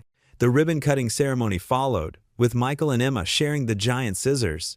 As red and gold balloons soared into the autumn sky, Michael looked out at the hundreds of faces before him, all united in hope, all believing in the power of simple kindness to change lives. The glossy business card caught the fluorescent light as Trent Norris turned it between his fingers. "Senior investigative reporter," it proclaimed in bold letters. He sat in his cramped cubicle at the Daily Chronicle, surrounded by stacks of newspapers featuring Michael Turner's story. His editor's words still rang in his ears. "Find something fresh. Everyone's done the feel-good angle. Dig deeper." Trent pulled up Michael's social media profiles, sparse and barely used before the viral video. His employment history showed nothing remarkable. Mechanic, small business owner, delivery driver, everything seemed almost too ordinary. "Nobody's this clean," Trent muttered, clicking through public records. He'd built his career, exposing the skeletons in people's closets. The bigger they were, the harder they fell, and Michael Turner was becoming very big indeed. The phone rang. Trent answered immediately when he saw the caller ID. Logistics Solutions Incorporated. "Mr. Norris?" The voice was careful, measured. "This is Richard Keene. I understand you're looking into Michael Turner's background." Trent's fingers flew to his keyboard. "Yes, Mr. Keene. As his former supervisor, your perspective would be valuable." "Well," Keene cleared his throat, "I've been troubled by certain inconsistencies in Mr. Turner's story." "Go on." Trent's pulse quickened. Turner was always obsessed with getting ahead. He talked constantly about needing money for his daughter's college. The morning of the incident, he was acting strangely, checking his phone, looking around. Keene's voice dripped with insinuation, almost like he was waiting for something. Trent's fingers paused over the keys. "Are you suggesting the encounter was staged?" "All I know is that someone just happened to be filming at exactly the right moment, and now he's America's sweetheart, running $1 million foundation." Keene chuckled darkly. "Quite convenient, wouldn't you say?" After hanging up, Trent dove into online forums. The comment sections under Michael's videos were mostly positive, but there was an undercurrent of skepticism. He started screenshotting the doubters. How did the president's mother just happen to be alone on that road? Notice how perfectly framed the video is? Wake up, people. This was obviously planned. The theory gained traction. Each share, each retweet added fuel to the fire. Trent crafted his first draft, careful to phrase everything as questions rather than accusations. The convenient hero, examining the Michael Turner phenomenon. At Emma's Hope headquarters, Margaret Ellis sat across from Michael in his modest office, her elegant hands wrapped around a ceramic mug. Despite her illness, her eyes remained sharp and knowing. "They're coming for you," she said softly. "I've seen it before, the vultures circling when someone rises too fast, shines too bright." Michael set down his own coffee, untouched. "But why? I never wanted any of this. I just stopped to help someone who needed it. Fame invites envy, dear friend." Margaret reached across the desk to pat his hand. "The brighter the light, the darker the shadows it casts. You must stand firm in truth." "The truth?" Michael's voice cracked slightly. "The truth is, I'm terrified. Emma's finally proud of me. The foundation is helping people. What if it all falls apart?" "Then we'll face it together," Margaret assured him, though her complexion seemed paler than usual. Truth has a way of prevailing. That evening, Michael sat alone in his living room, the TV's blue glow casting shadows on the wall. Emma was at a study group, and the house felt too quiet. The news anchor's voice cut through the silence. Tonight on Special Report, was America's kindest man a fraud? Sources close to Michael Turner suggest his viral act of kindness may have been an elaborate publicity stunt. Michael's hands trembled as he reached for the remote. The screen showed Trent Norris standing outside Emma's Hope, looking earnest and concerned. Questions are emerging about the timing and circumstances of Turner's famous roadside encounter. His former employer has come forward with troubling allegations. The remote slipped from Michael's fingers, clattering to the floor. On screen, Mr. Keene's familiar face appeared.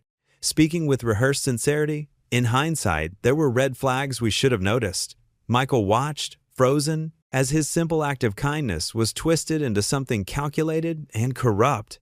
His phone buzzed with incoming messages, supporters asking for explanations, reporters requesting comments, trolls spewing venom. The headline crawled across the bottom of the screen in bold letters. Was America's kindest man a fraud? His hands trembled as he picked up his phone, seeing missed calls from Margaret. The world he'd built on a single moment of compassion seemed to be crumbling around him. And for the first time since that rainy morning, Michael Turner questioned whether stopping to help had been worth the cost. The morning sun cast long shadows across Michael's desk as he stared at his computer screen, his coffee growing cold beside him. The ceramic mug bore Emma's handprint from when she was 8, a Mother's Day gift she'd made for Sarah that Michael couldn't bear to put away. Now it seemed to mock him as he watched his world collapse one email at a time. "We regret to inform you, due to recent allegations, until this matter is resolved." Each message arrived like hammer blows. The corporate language cold and clinical. Another sponsor pulling their support from Emma's Hope. Another partnership dissolved. Another bridge burned. The foundation's bank account, once flush with donations that had poured in after the White House ceremony, would soon run dry. Michael's hands trembled as he clicked through the withdrawals. 50,000 here, 100,000 there. Numbers that had once represented hope for struggling families now vanished like morning mist, leaving behind only the bitter taste of broken promises. He rubbed his temples, feeling the familiar throb of a headache building. The kitchen clock ticked loudly in the silence, each second marking another moment of his reputation bleeding away. Outside, he could hear the distant hum of traffic, people going about their normal lives while his crumbled into dust. His phone buzzed against the wooden desk. A text from Emma. "Dad, can you pick me up, please?" Michael glanced at the clock. It wasn't even noon yet. His stomach dropped. Emma never left school early. She was too dedicated to her studies, too proud of her perfect attendance record. Something was wrong. He grabbed his keys with shaking fingers, leaving the computer screen filled with more rejection emails he couldn't bear to read. The drive to the high school felt endless, every red light stretching into eternity. When he finally pulled up to the brick building where Emma had once felt safe, she sat alone on the concrete steps like a bird with broken wings. Her backpack lay beside her, and her shoulders hunched forward in defeat. She climbed into the passenger seat without a word, her usual cheerful greeting nowhere to be found. Up close, Michael could see the telltale signs, red-rimmed eyes, blotchy cheeks, the way she wouldn't meet his gaze. His heart clenched. "What happened, sweetheart?" Emma's voice came out as barely a whisper. "They wrote things in my locker. Someone made memes about us awful ones, posted them all over social media." She wiped her nose with the back of her hand. "They're saying we're thieves, that we fooled everyone, that we're just white trash trying to get rich off other people's sympathy." Her voice cracked on the last words, and Michael felt something fierce and protective surge through his chest. His little girl, who had never hurt anyone, who volunteered at the animal shelter and tutored struggling classmates, was paying for his moment of kindness. Tyler Jensen told everyone his dad lost his job because he invested in our foundation, Emma continued, her words tumbling out in a rush. And Sarah Martinez said her mom called me a liar. They all believe it, Dad. Even the teachers are looking at me funny. Michael gripped the steering wheel until his knuckles turned white, imagining those cruel teenagers surrounding his daughter like vultures.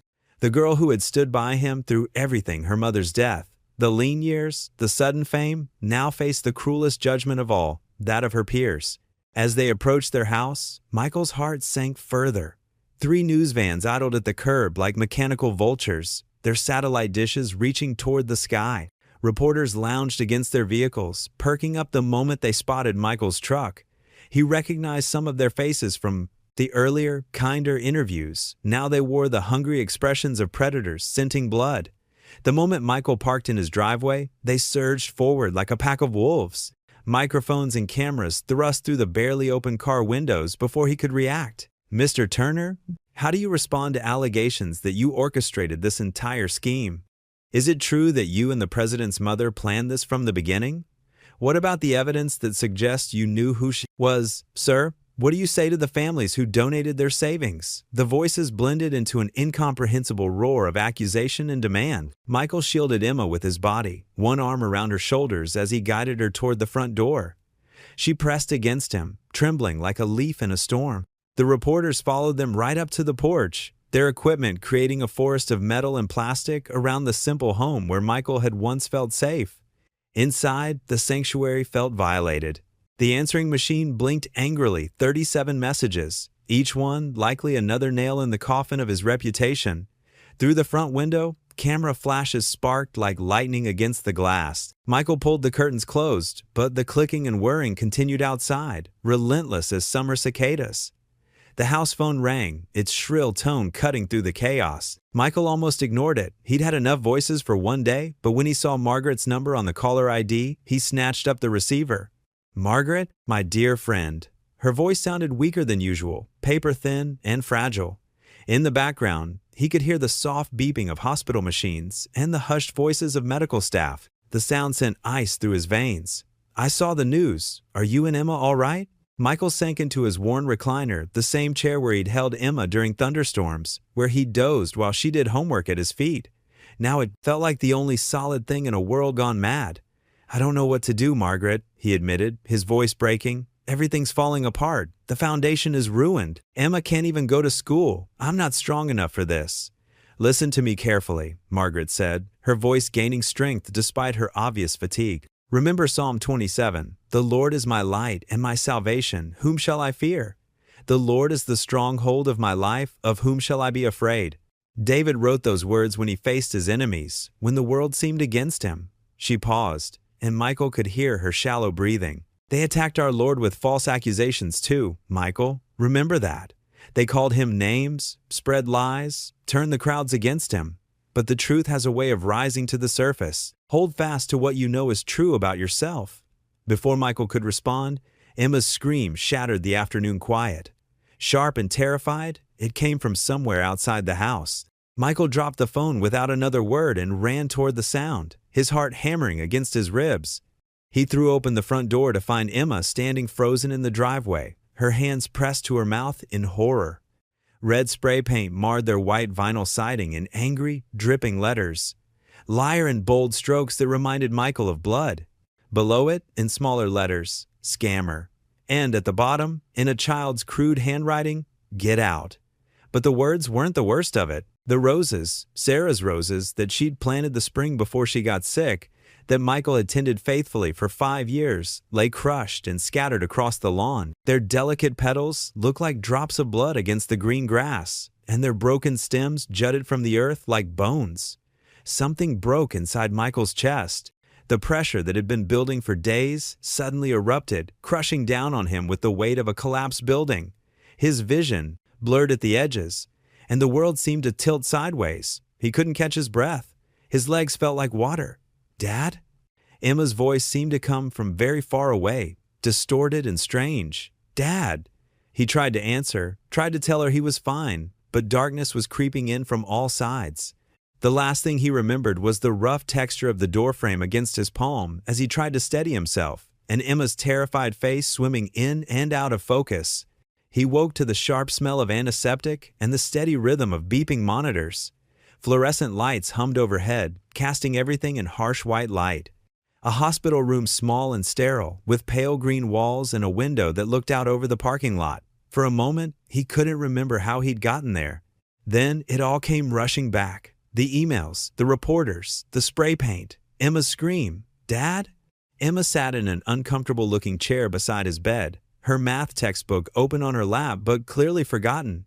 Her eyes were red from crying, but she managed a shaky smile when she saw him looking at her. "You scared me." A doctor entered, a middle-aged woman with kind eyes and graying hair pulled back in a practical ponytail. She explained terms like anxiety attack and stress-induced collapse in gentle but clinical language. His body had simply reached its breaking point, she said. 24 hours for observation, just to be safe. Rest and quiet, she prescribed, as if those were luxuries he could afford. That night, lying in the narrow hospital bed with Emma curled up beside him like she used to do as a little girl after nightmares, Michael stared at the ceiling tiles and counted them to keep his mind from racing. The weight of it all, the accusations, the lost funding, the cruel words painted on his home, Margaret's failing health pressed down on his chest like a stone. Through the thin hospital walls, he could hear the sounds of other people's crises, a baby crying, someone coughing, the soft murmur of late-night conversations between doctors. The world kept spinning, kept breaking and healing and breaking again, while he lay there wondering how it had all gone so wrong. "Maybe," he whispered into the darkness, the words tasting like ashes in his mouth, "I should have just driven past that day. Maybe I should have minded my own business." Emma's body went rigid beside him. She lifted her head from his shoulder, and in the dim light filtering through the window blinds, he could see tears streaming down her face. "Dad, no," she pleaded, her voice thick with emotion. "Please don't say that. Please, don't even think it." Her shoulders shook as she cried deep, silent sobs that seemed to come from the very center of her being. Michael felt his own tears fall for the first time since the whole nightmare had begun, hot and bitter against his cheeks. He pulled his daughter closer, breathing in the familiar scent of her shampoo, feeling her heartbeat against his chest. Outside, through the hospital window, he could see the distant glow of camera flashes in the parking lot below. Even here, even in this place of healing, they waited like hungry wolves for another shot of America's fallen hero. The thought filled him with a weariness so deep it seemed to reach his very bones. He closed his eyes and tried to remember the feeling of that rainy morning when helping Margaret had seemed like the most natural thing in the world. But that memory felt like it belonged to someone else, someone braver and better than the broken man lying in this hospital bed, holding his weeping daughter while his world crumbled outside. The autumn wind whipped through the hospital parking lot as Michael pulled into a visitor space. Dried leaves skittered across the pavement like nervous whispers. He sat in his old pickup truck for a long moment, gathering his strength. The hospice wing loomed ahead, its windows reflecting the gray afternoon light. Inside, the hall smelled of disinfectant and old flowers. A nurse recognized him and offered a gentle smile. "She's been asking for you," she said softly. "She's had a difficult morning." Michael's footsteps echoed in the quiet corridor, room 317. He paused at the doorway, his heart aching at the sight before him. Margaret Ellis, once so elegant and commanding, now seemed small against the white hospital pillows. Medical equipment beeped softly around her, but when she opened her eyes and saw him, her familiar warm smile lit up her tired face. "Michael," she breathed. "My roadside angel." He moved to her bedside, taking her fragile hand in his. "I came as soon as I could. Sit with me." She patted the chair beside her bed. "These old bones won't keep me company much longer." Michael's throat tightened. "Don't talk like that." "Oh, hush," she said with a trace of her old spirit. "We both know why I'm here, and I'm glad you came. There's something I need to tell you." He leaned closer as her voice grew softer. The late afternoon sun filtered through the window blinds, casting stripes of light across her bed. "You know," she began, "everyone keeps talking about how lucky I was that day. The president's mother, stranded in the rain, saved by a good Samaritan." She squeezed his hand, "But they've got it all wrong." Michael started to speak, but she shook her head. let me finish. You didn't stop for who I was. You stopped because of who you are." Her eyes were bright with unshed tears. "That's what makes you special, Michael, not the medals or the news stories or any of it. You're the man who stops to help, even when it cost him everything." "Fat lot of good it's done me," Michael said quietly, thinking of the cruel headlines, the vandalized house, Emma's tears. "Don't you dare." Margaret's voice gained strength. "Don't let them make you doubt yourself. The world needs more people like you, not fewer." She shifted in her bed, wincing slightly. "Hand me that envelope from my nightstand, would you?" Michael reached over and picked up a cream-colored envelope, heavy with expensive paper. The Ellis family crest was pressed into red wax on the seal. "This is for you," she said, "but don't open it now. Save it for when you've forgotten who you are. When the world has made you doubt everything you believe in." She pressed it into his hands. "Promise me, I promise," he whispered. Margaret's eyes grew distant for a moment. "Would you pray with me, Michael? Like we used to in my garden?" He nodded, unable to speak. They bowed their heads together, his rough worker's hands gentle around her delicate fingers. "Dear Lord," Margaret's voice was barely above a whisper, "thank you for sending me an angel that rainy morning. Thank you for showing me that goodness still exists in this world. Watch over Michael and Emma. Give them strength when the world is cruel. And help them remember that doing what's right is always worth the cost." Her voice trailed off as she drifted to sleep, her breathing steady and peaceful. Michael sat there for a long while, watching the shadows lengthen across the room. Finally, he stood, tucking the envelope carefully into his jacket pocket. At the door, he turned back for one last look. Margaret looked serene in the fading light, as if she'd already found her peace with whatever came next.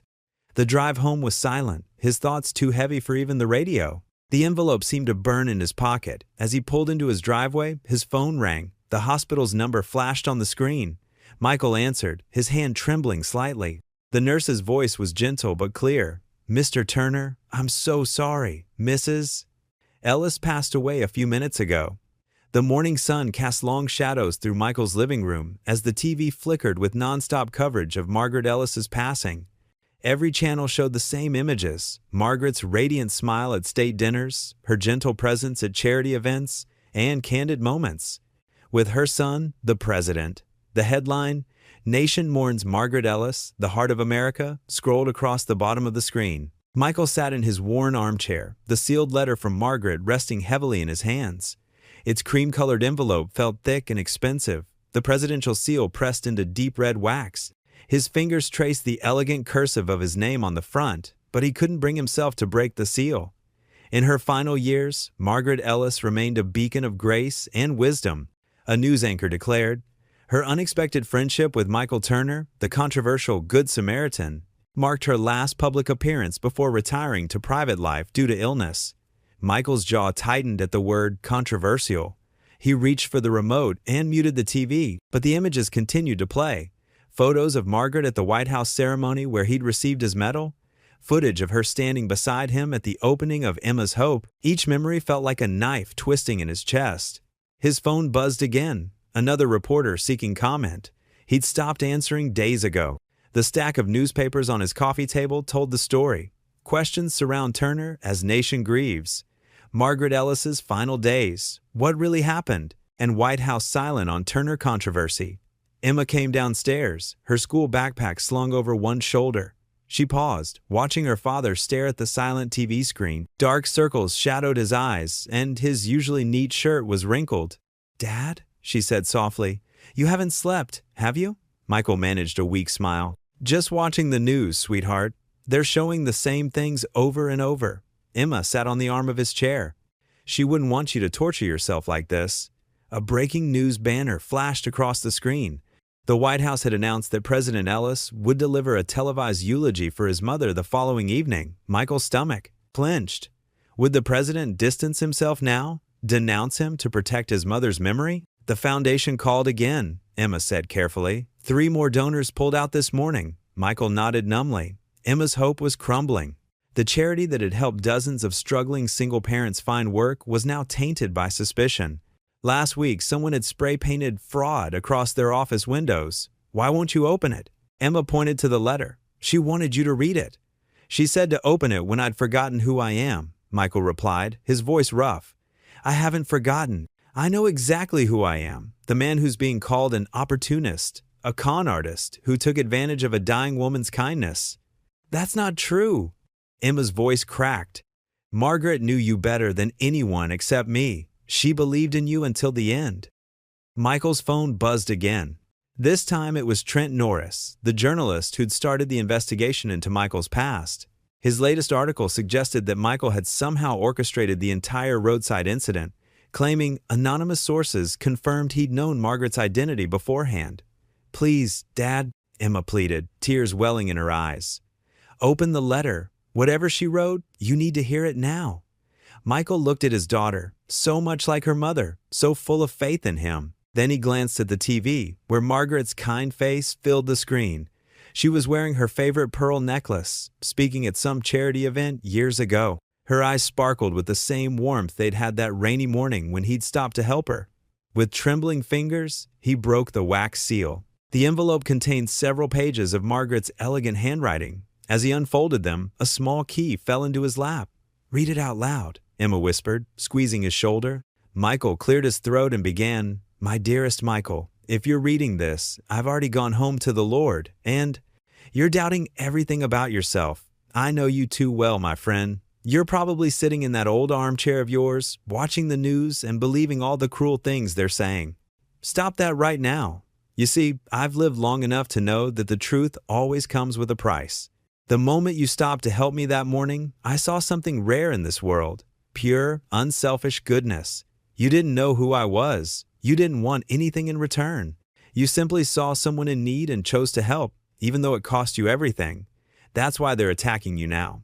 Real goodness makes some people uncomfortable. It holds up a mirror to their own choices, and they don't like what they see." Michael's voice broke.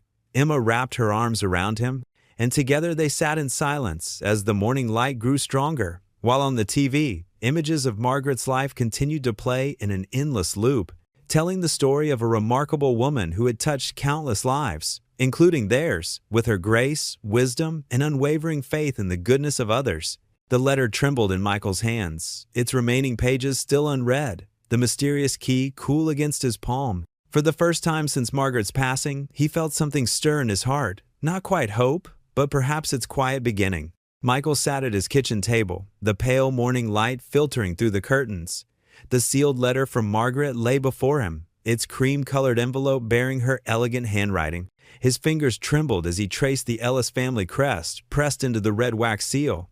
Emma stood quietly behind him, her hand resting on his shoulder. "Dad," she whispered, "I think it's time."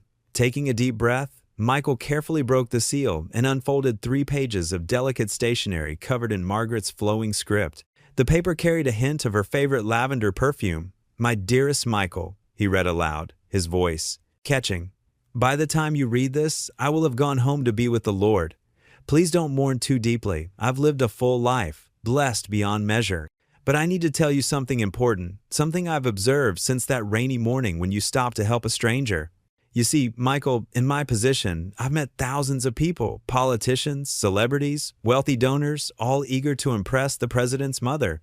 Their kindness always came with expectations. But you didn't know who I was. You stopped simply because you saw someone in need. In that moment, you reminded me of something I'd almost forgotten. That pure, simple goodness still exists in this world. I've watched you struggle with the attention, the praise, and now the cruel accusations. My heart aches knowing that your beautiful act of kindness has brought you such pain. But remember this, truth needs no defense, it endures. Those who twist your story for their own gain will fade away, but the reality of what you did that morning remains unchanged." Michael paused, wiping his eyes. Emma squeezed his shoulder, and he continued reading. "I'm including with this letter my personal testimony, properly notarized, detailing exactly what happened that morning. I've also arranged for my personal driver, who picked me up after you left, to corroborate every detail. The truth will come out, Michael. But that's not why I'm writing this. I'm writing because I need you to understand something. You didn't just change a tire that morning, you changed me. After losing my husband, I'd grown cynical about humanity. I'd withdrawn from public life, convinced that genuine kindness had vanished from our world. But you proved me wrong. The foundation you built, Emma's hope, isn't just about finding jobs for single parents. It's about showing people that one small act of kindness can ripple outward, touching countless lives. Don't let them steal that truth from you. Your daughter Emma, once, told me that you still question whether stopping that morning was worth losing your job. Let me be clear. Your act of kindness gave me back my faith in humanity. It reminded me, and through me, reminded this entire nation that character isn't measured by titles or bank accounts, but by the choices we make when no one's watching.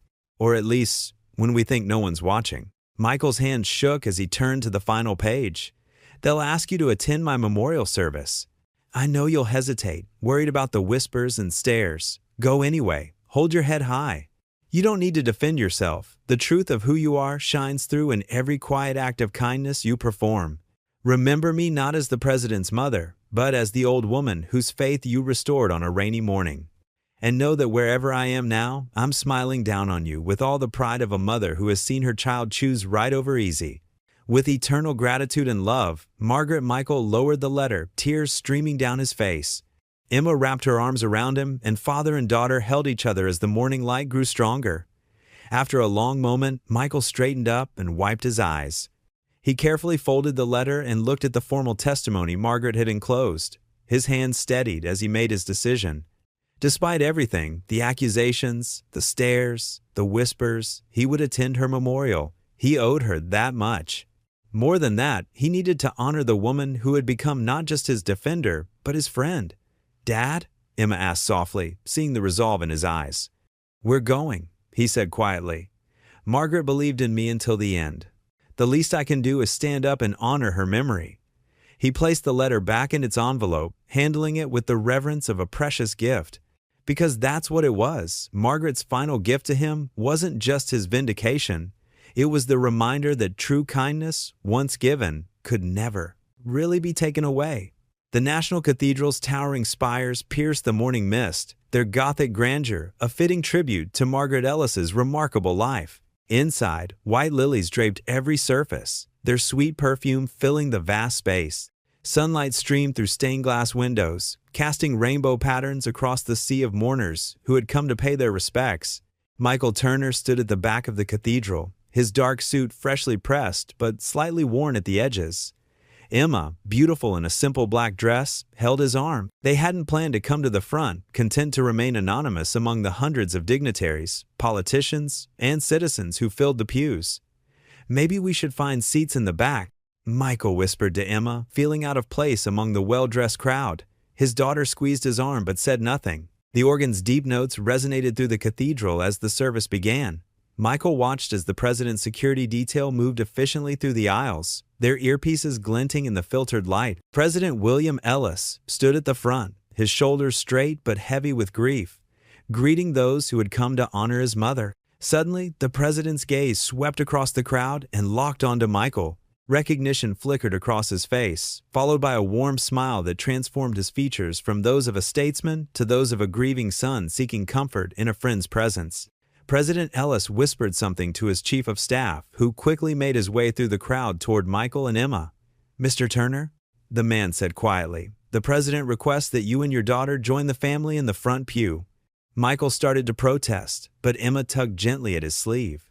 Dad, she whispered, Margaret would want us there. As they followed the chief of staff down the center aisle, Michael felt hundreds of eyes upon them. Some faces showed recognition, others confusion, and a few displayed the skepticism that had haunted him since the accusations began. But when they reached the front, President Ellis stepped forward and embraced Michael like a brother. Mother would be so pleased. You're here, the president said, his voice thick with emotion. Please, sit with us. The first hour of the service passed in a blur of hymns and remembrances. Distinguished speakers shared stories of Margaret's charitable works, her dedication to education, and her role as a presidential mother. But it was when President Ellis stood to deliver the eulogy that the cathedral fell into complete silence. My mother, the president began, his voice steady despite his visible emotion, taught me that true character isn't measured by titles or achievements, but by how we treat others when no one is watching. He paused, drawing a familiar cream-colored envelope from his jacket pocket. Or at least, when we think no one is watching. Michael's heart skipped a beat as he recognized Margaret's letter. identical to the one he'd received. In her final days, the president continued, my mother wrote several letters. One was to a man whose simple act of kindness touched her deeply. With his permission, I'd like to share her words with you today. Michael hadn't known the president had his own letter from Margaret. He felt Emma's hand slip into his as President Ellis began to read. My dearest William, I need to tell you about the day that restored my faith in humanity. It wasn't a day of grand gestures or political victories. It was a rainy morning when my tire went flat on that country road. I was cold, scared, and feeling every one of my years. Cars passed by. Expensive cars, comfortable cars, cars driven by people who surely saw an old woman in distress. But one man stopped. He didn't know who I was. He was running late for work, his clothes were threadbare, and he had every reason to drive past like all the others. That man was Michael Turner. He changed my tire in the pouring rain, ruining his only good work shirt. He refused payment, spoke to me with kindness, and went on his way, straight to losing his job because of his decision to help me. When the media turned against him, questioning his motives and character, he never once used my name or position to defend himself. He protected my privacy even as his own life fell apart. William, in all your years of public service, remember this. True nobility isn't found in marble halls or behind oak desks. It lives in the hearts of people like Michael Turner, who choose right over easy, who serve without seeking reward, who remain gentle even when the world turns harsh. The president looked up from the letter, his eyes glistening. My mother's last request was that I share this truth with the nation. Michael Turner never sought fame or reward.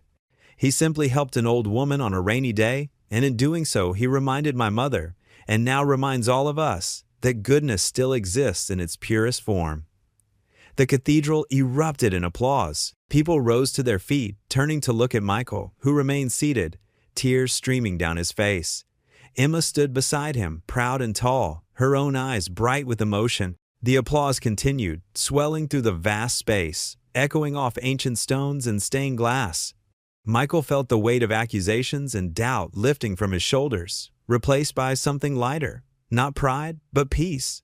Margaret's final gift hadn't been vindication. It had been the reminder that truth, in its own time, finds its way to light. As the sound of clapping hands filled the cathedral, Michael wept quietly, overwhelmed by the moment. He thought of Margaret's smile, her wisdom, her quiet strength. In helping her that rainy morning, he had found not just a friend, but a champion of truth. Through her words, even after her passing, she had helped him one final time. He sat in the warm light of the cathedral, surrounded by the sweet scent of lilies and the sound of hundreds of people standing in support, and felt a profound sense of peace settle over him. Emma's hand remained firmly in his, anchoring him in the moment as tears of gratitude and release flowed freely down his cheeks. The morning sun streamed through Michael's kitchen window as he sipped his coffee, trying to ignore the TV news playing in the background. Emma sat across from him, picking at her breakfast when the news anchor's tone suddenly changed. Breaking news this morning, the anchor announced, her expression serious. In a stunning development, major media outlets are issuing formal retractions regarding their coverage of Michael Turner, the man who helped the late Margaret Ellis. The anchor paused, shuffling papers. New evidence has emerged showing a coordinated effort to discredit Mr. Turner's act of kindness. Michael's coffee cup froze halfway to his lips. Emma grabbed the remote and turned up the volume. Documents obtained by our investigative team reveal that Superior Logistics Company deliberately altered attendance records and delivery logs to make it appear that Mr. Turner had a history of tardiness and unreliability. The screen split to show security camera footage from that rainy morning, time-stamped and clear. There was Michael's truck, right where he said it had been, proving his timeline had been accurate all along. "Dad," Emma whispered, reaching across the table to squeeze his hand. His phone began buzzing with notifications. First one major network, then another and another issued formal apologies. Social media exploded with hashtags supporting him. Number Turner Truth and number Justice for Michael Turner trended nationwide. The evidence against Superior Logistics was damning. Internal emails showed Mr. Keene had orchestrated a campaign to paint Michael as an opportunist who had engineered the entire incident for publicity. But the company's own security logs betrayed them. Every document they'd used against Michael had been altered after the fact. By mid-morning, Superior Logistics corporate headquarters issued an emergency press release. Michael watched as their CEO appeared on screen, ashen-faced and contrite. "We are deeply disturbed by the actions taken by certain individuals within our company," the CEO stated. "The deliberate falsification of records to discredit Mr. Turner is contrary to everything our company stands for. We have accepted the immediate resignation of Richard Keene and will be conducting a thorough internal investigation." The camera cut to Mr. Keene being escorted from the building, his face hidden behind a newspaper. The man who had once towered over Michael with such authority now looked small and defeated. Emma's phone chimed with message after message from classmates who had once turned their backs on her. "Look at this, Dad," she said, showing him the screen. "Everyone's apologizing." Local news vans began appearing on their street. This time, instead of hostile questions, reporters spoke of vindication and justice. The morning shows that had dropped Michael from their schedules now begged for exclusive interviews. "Mr. Turner," one reporter called out as Michael stepped onto his porch to collect the mail, "how does it feel to be vindicated?" Michael paused, considering his words carefully. "Truth doesn't need defending," he said quietly, remembering Margaret's letter. "It just needs time to come to light." By afternoon, the president himself issued a statement. Margaret always saw the good in people. She saw it in Michael Turner when he stopped to help her that day. She never doubted him, and neither did I. Let this be a lesson about rushing to judgment and the power of truth to prevail. The foundation's phone lines lit up with donors wanting to reinstate their support. Emma's hope would survive, stronger now for having weathered the storm. As the sun began to set, Michael's neighbor Mrs. Chen came, over with a casserole and tears in her eyes. "I should have known better," she said, hugging him tight. "We all should have." More neighbors followed, bringing food and apologies. The local flower shop delivered arrangement after arrangement, each with cards expressing remorse and support. Soon, Michael's modest porch disappeared under a garden of roses, lilies, and daisies, nature's own testimony to restored faith. "I can barely see the front door." Emma laughed, trying to make a path through the flowers. Michael picked up one of the hundreds of letters that had arrived. The handwriting was shaky, elderly. "Dear Mr. Turner, I'm just a grandmother from Kansas, but I want you to know I never believed the lies. You remind me that goodness still exists in this world. Thank you for not letting them break your spirit." Another card read, "To the man who showed us what integrity looks like, I'm teaching my children about you in our home. Thank you for standing firm in the truth." The flowers kept coming as the sun set, turning Michael's porch into a fragrant testimony to restored faith. Each bloom seemed to whisper Margaret's words. Truth needs no defense. It endures. Michael stood among the flowers, holding Emma close, surrounded by the physical proof that light eventually breaks through even the darkest clouds. The sweet scent of apology and redemption filled the air as father and daughter read card after card, each one helping to heal the wounds of doubt and betrayal. "She knew," Emma said softly. "Margaret knew this would happen. That's why she left you that letter." Michael nodded, remembering Margaret's wise eyes and gentle smile. The flowers around them caught the last rays of sunlight, glowing like beacons of hope in the gathering dusk. Truth had prevailed, just as she had promised it would. Sunlight poured through the newly cleaned windows of Emma's Hope headquarters. The small office space, which had sat empty during the darkest days of the scandal, now hummed with activity. Volunteers bustled about, answering phones and sorting through stacks of donation checks that had arrived over the past week. Michael stood in the doorway of his office, watching in quiet amazement. The sight of so many people working together, believing in his vision again, made his chest tight with emotion. A box of fresh supplies sat by his feet, pens, paper, and new folders for client files. On top lay a handwritten note, "We always believed in you." Emma worked at the front desk, her fingers flying over the keyboard as she updated their database. Her face glowed with purpose, and Michael couldn't help but notice how much she looked like her mother when she smiled that way. She'd grown so much through all of this, not just taller, but stronger inside. "Dad," she called out, waving a printout. "We just got another major donation. The Henderson Foundation wants to match all contributions for the next 3 months." Michael nodded, still taking it all in. The wall behind Emma displayed their new logo, freshly painted in warm blues and golds. Below it, in elegant script, were the words that had guided his life. "Do what's right, not what's easy." The community room down the hall was filling up for today's special event. They'd invited all their clients, single parents struggling to find work, along with local business leaders and supporters. Emma had insisted on giving a speech, and Michael couldn't say no. She'd earned this moment. At precisely noon, Emma stood at the podium. Her hands trembled slightly as she adjusted the microphone, but her voice rang clear and strong. 6 months ago, she began, my dad stopped to help a stranger on a rainy morning. He lost his job for it. We almost lost everything. She paused, looking directly at the audience. But that act of kindness changed more than just our lives. It showed us all that faith matters, that doing the right thing matters. Michael watched from the back of the red room, his heart swelling with pride. The crowd sat transfixed as Emma continued.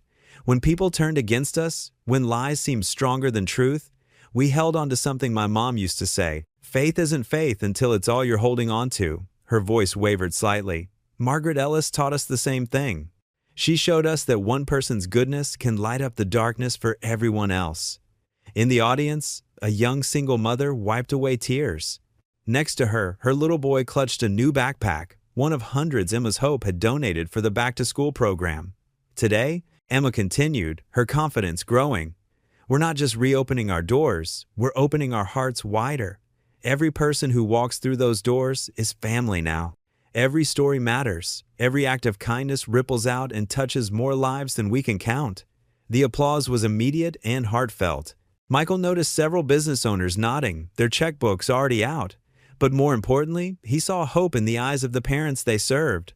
The same hope he'd once needed himself. As Emma stepped down from the podium, volunteers began leading tours of the expanded facility, the computer lab where they taught job skills, the children's area where kids could safely play while their parents interviewed, the career closet full of donated professional clothing. Each room represented another chance for someone to rebuild their life. Michael worked his way through the crowd, accepting handshakes and quiet apologies from those who had doubted him.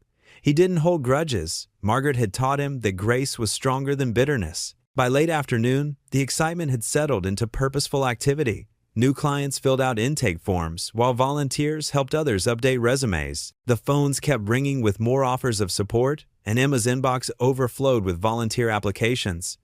In a quiet moment between meetings, Michael slipped into his office and closed the door. On his desk sat a silver frame holding a photo of Margaret in her garden. She was smiling, that knowing smile of hers, the one that seemed to see right through to your soul. "We did it," he whispered, touching the frame gently. The sunlight caught the glass, making her image glow softly. In that moment, he could almost hear her voice. "No, dear friend, you did it. You stayed true to who you are." The sound of laughter filtered through his door, Emma showing another group of visitors around. Michael smiled, knowing Margaret would have loved seeing this. The foundation wasn't just about finding jobs anymore. It had become a place where kindness multiplied, where people remembered how to believe in each other again. A knock at his door interrupted his thoughts. "Mr. Turner, we've got another group of volunteers here to help with the resume workshop." "Coming," he called back, standing up. He gave Margaret's photo one last glance before heading out to greet the newcomers. The foundation's new motto caught his eye as he passed through the doorway. Do what's right, not what's easy. These words weren't just painted on a wall anymore. They lived in the hearts of everyone who walked through these doors, a testament to the power of one simple choice on a rainy morning. Every day, that choice continued to change lives, creating ripples of hope that spread further than Michael could have ever imagined. The autumn breeze rustled through the maple trees lining Cedar Street as Michael Turner pulled into his driveway. His old pickup truck, now sporting a fresh coat of blue paint courtesy of Emma's weekend project, settled into its familiar spot. The Emma's Hope magnetic sign on the door caught the late afternoon sun, a quiet reminder of how far they'd come. Inside their modest home, Michael hung his jacket by the door and smiled at the stack of unopened mail on the kitchen counter. Most were interview requests from major networks and publishers, wanting to tell his story. They'd been arriving steadily for months now, but Michael had learned to let them be. Fame had taught him its lessons, and he'd chosen a different path. "Dad?" Emma called from upstairs. "Did you remember to pick up the ingredients?" "Everything but the nutmeg," he replied, unpacking grocery bags. "Mrs. Chin at the market says hello, by the way. She's still grateful for fixing her delivery van last weekend." The kitchen counter was soon covered with flour, butter, and fresh apples, all the makings of Margaret's famous pie recipe. The handwritten card, now laminated to protect it from cooking spills, held pride of place on their recipe board.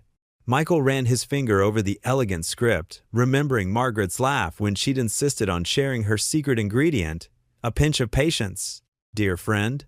Emma bounded down the stairs, her college acceptance letter clutched in her hand. She'd taken to carrying it everywhere these past few weeks, as if making sure it was still real. The full scholarship to State University had arrived last month, along with a personal note from the dean praising her essay about resilience and family. The soup kitchen called, she said, tying on an apron. They need extra hands tomorrow morning. I told them we'd both be there. Michael nodded, measuring flour into a bowl. These quiet acts of service had become their weekend ritual. No cameras, no speeches, no spotlight, just showing up where they were needed. Last weekend, it was helping Mr. Rodriguez, a single father of 3, move into his new apartment. The weekend before, they'd spent Sunday afternoon teaching basic car maintenance to a group of single mothers. You know, Emma said, carefully peeling apples. Channel 7 called again. They want to do a special about Where Are They Now stories. Said we'd be perfect for their season finale. Michael chuckled, his hands working the pie dough with practiced ease. And what did you tell them? Same thing you always say. That we're just regular folks trying to do some good, she grinned. Though they did offer to fly us first class this time. Fancy, Michael replied with a wink, but I prefer keeping our feet on the ground. They worked in comfortable silence, the familiar rhythm of baking, filling their kitchen with warmth. Through the window, Michael could see their neighbor, Mrs. Watson, walking past with her groceries. He made a mental note to check on her furnace before winter set in. She'd mentioned it was making strange noises. The pie was just going into the oven when Emma pulled out her graduation cap and gown from its protective bag. The ceremony was next week, but she'd insisted on trying everything on one more time. The deep blue fabric caught the light, making the honor cord stand out brilliantly against it. Mom would have loved this, she said softly, smoothing the material. Michael wrapped an arm around her shoulders. She'd be so proud of you, sweetheart. Not just for the grades, but for who you've become. Emma leaned into his embrace. I learned from the best, Dad. You know, when everything was falling apart last year, I never once saw you bitter or angry. You just kept helping people. Well, Michael said, checking the pie through the oven window, someone very wise once told me that truth needs no defense. It endures. He smiled, thinking of Margaret's letter, now framed in his bedroom. She was right about that, wasn't she? The timer chimed, and Michael carefully pulled out the golden brown pie, its aroma filling the kitchen with memories. As it cooled on the windowsill, father and daughter sat at their small kitchen table, sharing quiet conversation about graduation plans and Emma's upcoming freshman orientation. No reporters called that evening. No cameras flashed outside their windows. Just a father and daughter, celebrating life's simple victories over homemade pie and memories of the friend who'd taught them both about grace under pressure. The recipe card sat propped against the sugar bowl, Margaret's elegant handwriting catching the evening light. Remember, dears, the secret ingredient isn't in the spices, it's in the sharing. Emma cut 2 generous slices, the steam rising with familiar sweetness. To Margaret, she said softly, raising her fork. To Margaret, Michael echoed, his heart full of gratitude for the friend who'd shown them that sometimes the greatest acts of kindness were the ones no one ever saw. The Sunday evening air held that perfect warmth that comes after a late summer rain. Michael Turner guided his truck along the winding road home from Maple Grove Community Church, where he'd just finished helping with the youth group dinner. The setting sun painted streaks of amber across scattered clouds, and the wet asphalt gleamed like polished stone. He hummed along to an old hymn on the radio, thinking about Emma's upcoming college move-in day next month. His daughter had grown into such a remarkable young woman. Even with all the scholarship papers signed and the dorm room assigned, part of him still couldn't believe they'd made it through the storms of the past year. The familiar curve of Route 27 stretched before him, bordered by wild Queen Anne's lace and black-eyed Susans. Michael's hands tightened slightly on the steering wheel as he approached the exact spot where, not so long ago, he'd stopped to help Margaret. The memory no longer brought pain, just a warm gratitude that made his heart feel full. As if history itself had staged a replay, Michael spotted a figure up ahead. A young man in his early 20s stood beside a sedan with its hood up, waving apologetically at passing cars. Steam rose from the engine in the golden evening light. Without a moment's hesitation, Michael clicked on his turn signal and eased onto the shoulder. The gravel crunched beneath his tires as he pulled up behind the stranded vehicle. In his rearview mirror, he watched. Other cars zipped past, just as they had that rainy morning with Margaret. Need a hand? Michael called out as he stepped from his truck. The young man's shoulders sagged with visible relief. "Oh man, thank you for stopping," the stranger said, wiping sweat from his forehead. He wore dress clothes, now wrinkled from peering under the hood. "I was starting to worry I'd be stuck out here all night. Not many people would stop these days." Michael chuckled softly. "You'd be surprised," he said, rolling up his sleeves. "I'm Michael." "James," the young man replied, shaking Michael's offered hand. "I was heading home from my sister's wedding when the temperature gauge shot up. I don't know the first thing about cars." Michael nodded and moved to examine the engine. The familiar scent of hot metal and rubber brought back countless memories of his old mechanic days. "Let's take a look here." Steam still curled from the radiator cap. Michael carefully positioned himself to avoid the heat as he conducted his inspection. "Looks like a blown radiator hose," he explained, pointing to the split rubber tube. "Pretty common problem, especially in this heat." James leaned in to look, his tie dangling precariously close to the engine. Michael gently guided him back. "Careful there, don't want to add a ruined tie to your troubles." Working with practiced efficiency, Michael retrieved his toolbox from his truck. He always kept basic repair supplies handy, another habit that hadn't changed since that pivotal day with Margaret. As he worked, he shared simple explanations about car maintenance, just as he used to do with Emma when she was learning to drive. "My dad would be ashamed of me," James admitted, watching Michael work. "He always said I should learn basic car repairs, but I was too busy with computers." "Hey now," Michael said, looking up from his work. "We've all got different gifts. I couldn't write a line of code to save my life, but I'm guessing you could." When James nodded, Michael continued, "See? World needs all types." The repair took about 20 minutes. Michael used a spare length of hose he kept in his emergency kit, securing it with fresh clamps. After refilling the radiator with coolant and water, he stepped back to admire his work. "That should get you home safely," Michael said, wiping his hands on a shop rag. "But have your regular mechanic replace it properly, first chance you get. This is just a temporary fix." James reached for his wallet. "Please, let me pay you something. You've saved me a fortune in towing fees." Michael held up his hand, shaking his head. "No charge. Just pay it forward when you get the chance."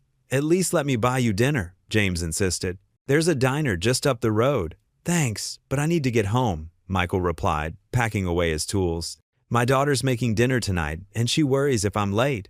James studied Michael's face for a moment. "You know, you remind me of that story from last year, the guy who helped the president's mother. Whatever happened to him?" Michael just smiled, closing his toolbox. "He's doing fine, living his life, trying to help where he can." He gestured to James's car. "Start her up, let's make sure everything's running right." The engine turned over smoothly, and the temperature gauge held steady. James beamed with relief, then suddenly narrowed his eyes. "Wait a minute. You're him, aren't you? You're Michael Turner." Michael laughed softly, heading back to his truck. "Drive safe now, and remember to check those fluid levels regularly." As he pulled away, the setting sun cast long shadows across the road. In his rearview mirror, he could see James standing by his car, shaking his head in amazement. The golden light painted the sky in familiar shades of amber and rose, but this time, Michael's heart was full of peace instead of worry. The auditorium buzzed with anticipation as 3,000 graduating seniors sat in their black robes, tassels swaying with each slight movement. The sea of mortarboards stretched across the vast hall like a field of dreams fulfilled. Afternoon sunlight streamed through tall Gothic windows, catching the gold trim of their graduation stoles and casting warm patterns across the polished wooden floor. Parents and family members filled the balcony seats above, their faces glowing with pride and excitement. In the front row, the university president adjusted his reading glasses and straightened his ceremonial medallion, preparing to introduce the day's commencement speaker. Michael Turner settled into a seat near the middle of the crowd, smoothing down his tie, the same blue one Emma had given him for Father's Day last year. The silk felt soft between his fingers, a tangible reminder of their journey together.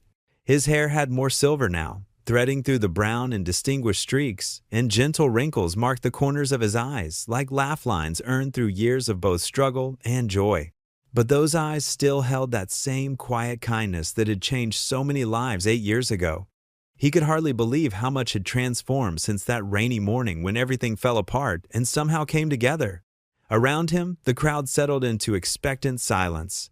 The massive pipe organ fell quiet, its final notes echoing off the vaulted ceiling. Somewhere in the balcony, a baby cooed softly, and Michael smiled, remembering when Emma had been that small, full of endless possibility. Ladies and gentlemen, the university president's voice boomed through the speakers, rich with ceremonial gravity. Our student speaker today graduated summa cum laude with a double major in social work and nonprofit management. She completed her thesis on community-based solutions to poverty, which has already been cited by 3 major policy institutes. He paused, looking out over the crowd. More importantly, she embodies the spirit of service that defines our institution. Her leadership in campus volunteer programs and her work with at-risk youth demonstrate the kind of engaged citizenship we hope to foster in all our graduates. Please welcome Emma Turner. The crowd erupted in applause as Emma strode confidently to the podium, her heels clicking against the wooden stage. She looked so much like her mother now, the same warm smile that could light up a room, the same grace in her movements that made people stop and pay attention. Her graduation cap was decorated with the words, "Do what's right, not what's easy," in silver glitter, the phrase carefully lettered in her own handwriting. The mortarboard caught the light as she walked, making the words shimmer like a promise. Michael's breath caught in his throat. Sarah would have been so proud. He could almost feel his late wife's presence beside him, her hand slipping into his as they watched their daughter take her place at the podium. "Thank you," Emma began, her voice clear and strong, carrying easily through the sound system. She gripped the podium's edges for just a moment, steadying herself, then released them and stood tall. 8 years ago, my father lost his job because he stopped to help a stranger change a tire. She paused, letting the words settle over the crowd like stones dropped into still water. That morning, he had a choice between keeping his job and helping someone in need. He chose kindness. That choice cost him everything. Or so we thought at the time. In the audience, Michael felt tears gathering in his eyes as memories washed over him. The rain drumming against his windshield, Margaret's gentle smile beneath her silver hair, the weight of uncertainty that had pressed down on his shoulders like a physical burden. He remembered the taste of panic in his mouth when his supervisor's words sank in, the long drive home rehearsing how he'd tell Emma they might lose their apartment. That stranger turned out to be Margaret Ellis, the president's mother. Emma continued, her voice growing warmer as she spoke about the woman who had become like a grandmother to them both. But here's what matters. My dad didn't know who she was when he stopped. He just saw someone who needed help. Her voice grew softer, more intimate, as if she were speaking directly to each person in the audience. That's who my father is. That's who he's always been. When I was growing up, I watched him give his last $20 to a homeless veteran. I saw him work double shifts so I could go on a school trip, then pretend he wasn't tired. He taught me that character isn't something you put on for special occasions. It's who you are when no one important is watching. The projector screen behind her lit up with images that made the audience murmur with recognition and emotion.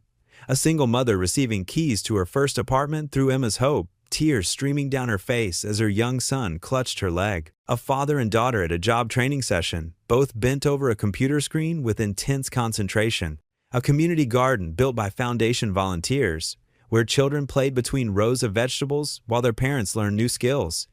What started as one act of kindness grew into something bigger than any of us imagined, Emma said, gesturing to the screen with obvious pride. Emma's Hope has now helped over 2,000 single-parent families find stable employment. We've provided emergency assistance to hundreds more. We've built 3 community centers, funded 6 scholarship programs, and created partnerships with 50 local businesses. She paused, her voice catching slightly. Every face you see here represents a story of hope, of second chances, of lives transformed. Michael watched as photos continued to scroll across the screen, each one a memory that warmed his heart. The soup kitchen, where he still volunteered every weekend, ladling out meals and listening to stories. The mentorship program he'd started for single fathers, where men shared their struggles and victories over coffee and courage. The annual Christmas toy drive that brought joy to countless children, their faces bright with wonder as they unwrapped donated gifts. Behind each image was a story he knew by heart. There was Rosa, the nursing student who'd been evicted with her 3 children, now working at the county hospital. There was James, the laid-off factory worker who'd learned computer repair through their program and now ran his own business. There was little Marcus, who'd received a bike through their Christmas drive and had sent them a crayon drawing every month since then. But this isn't just about numbers or achievements, Emma said, her voice thick with emotion. It's about what happens when one person decides that kindness matters more than convenience. When someone chooses to stop, to help, to care, even when it costs them something. She turned slightly, finding her father's face in the crowd. Their eyes met across the vast auditorium, and Michael saw in her the same determination that had driven him that rainy morning, but now tempered with wisdom and strengthened by experience. My father taught me that the most important moments in life often come disguised as inconveniences, she continued, her gaze still locked on his. That true character isn't measured by what we do when it's easy, but by what we do when it's hard. When helping someone might make us late, when doing the right thing might cost us our job, when standing up for what's right means standing alone. The screen showed a recent photo of Michael helping another stranded motorist, one of many he'd assisted over the years. This one showed him in his work clothes, his hair damp with rain, his face focused as he tightened lug nuts on a tire. Some habits of the heart never changed, some lessons never faded. Margaret Ellis became more than just the woman my father helped that day, Emma said, her voice growing tender. She became family. She taught me to play piano, badly. She helped me with my college applications. She listened to me cry over boys who didn't deserve my tears. A ripple of gentle laughter moved through the audience. Before she passed away, she told me something I'll never forget. Emma's voice softened to almost a whisper, forcing the entire auditorium to lean forward. She said, "Your father didn't just change a tire that morning, he changed what people believe is possible." Heads nodded throughout the audience. Several people wiped away tears with tissues or sleeves, no longer caring who saw their emotion. In the balcony, someone whispered, "Amen." To my fellow graduates, Emma said, straightening her shoulders and addressing her classmates directly. As we leave these halls today, we'll face our own moments of choice. Moments when doing the right thing might cost us something, when kindness might seem inconvenient, when helping others might mean taking a risk. Her voice grew stronger with each word. We'll be tired from long days at work. We'll have bills to pay and deadlines to meet. We'll have every excuse to walk past someone who needs help. Emma gripped the podium again, leaning forward slightly as her voice filled with passionate conviction. In those moments, I hope you'll remember that the biggest changes often start with the smallest choices. That one act of compassion can ripple out in ways we never imagined. That sometimes, when you think you're just helping one person, you're really helping yourself find who you're meant to be. Michael felt his chest swell with pride as he watched his daughter, no longer the worried teenager from that difficult time, but a strong young woman who had helped him build something beautiful from their struggles. She stood at that podium like she belonged there, like she'd been born to inspire others. He thought of all the nights she'd stayed up late, working on foundation projects between her studies, all the weekends she'd spent at community events, talking to families who needed hope. The screen showed one final image, Michael and Emma standing together at the reopening of Emma's Hope after their vindication, their smiles bright with hard-won joy. Behind them, a banner reading "Rebuilt with Love" fluttered in the breeze, and dozens of families they'd helped surrounded them, clapping and cheering. My father lost his job that morning, Emma said, her voice now carrying the full weight of their story. But he found his purpose. Our family lost our security, but we found a community. We lost our savings, but we gained something money can't buy. The knowledge that we can face anything together. She paused, looking out over the sea of graduates. What looked like an ending turned out to be just the beginning. The audience rose to their feet as one person, applause thundering through the auditorium like a standing wave. The sound echoed off the walls and ceiling, filling every corner of the space with appreciation and love. Michael stood with them, tears flowing freely now, his hands stinging from clapping so hard. Around him, strangers nodded at him with recognition and respect, and he felt the warmth of a community that had embraced him long ago. As the standing ovation continued, growing rather than fading, he whispered the words that had become his quiet prayer. Sometimes, when you stop for someone else, you find your own way home. On stage, Emma raised her hand to quiet the crowd, but they continued clapping. She smiled through her own tears, mouthing "thank you" over and over. When the applause finally began to fade, she spoke one last time. "Thank you all, and remember, the world is full of people with flat tires. I hope you'll always be the kind of person who stops. What would you do if you were in their place?" Comment your answer below, and let's see how you'd rewrite the ending. If you enjoyed the story of Michael Turner, pick the next story that you will enjoy. Please don't miss this one. Click here to watch it.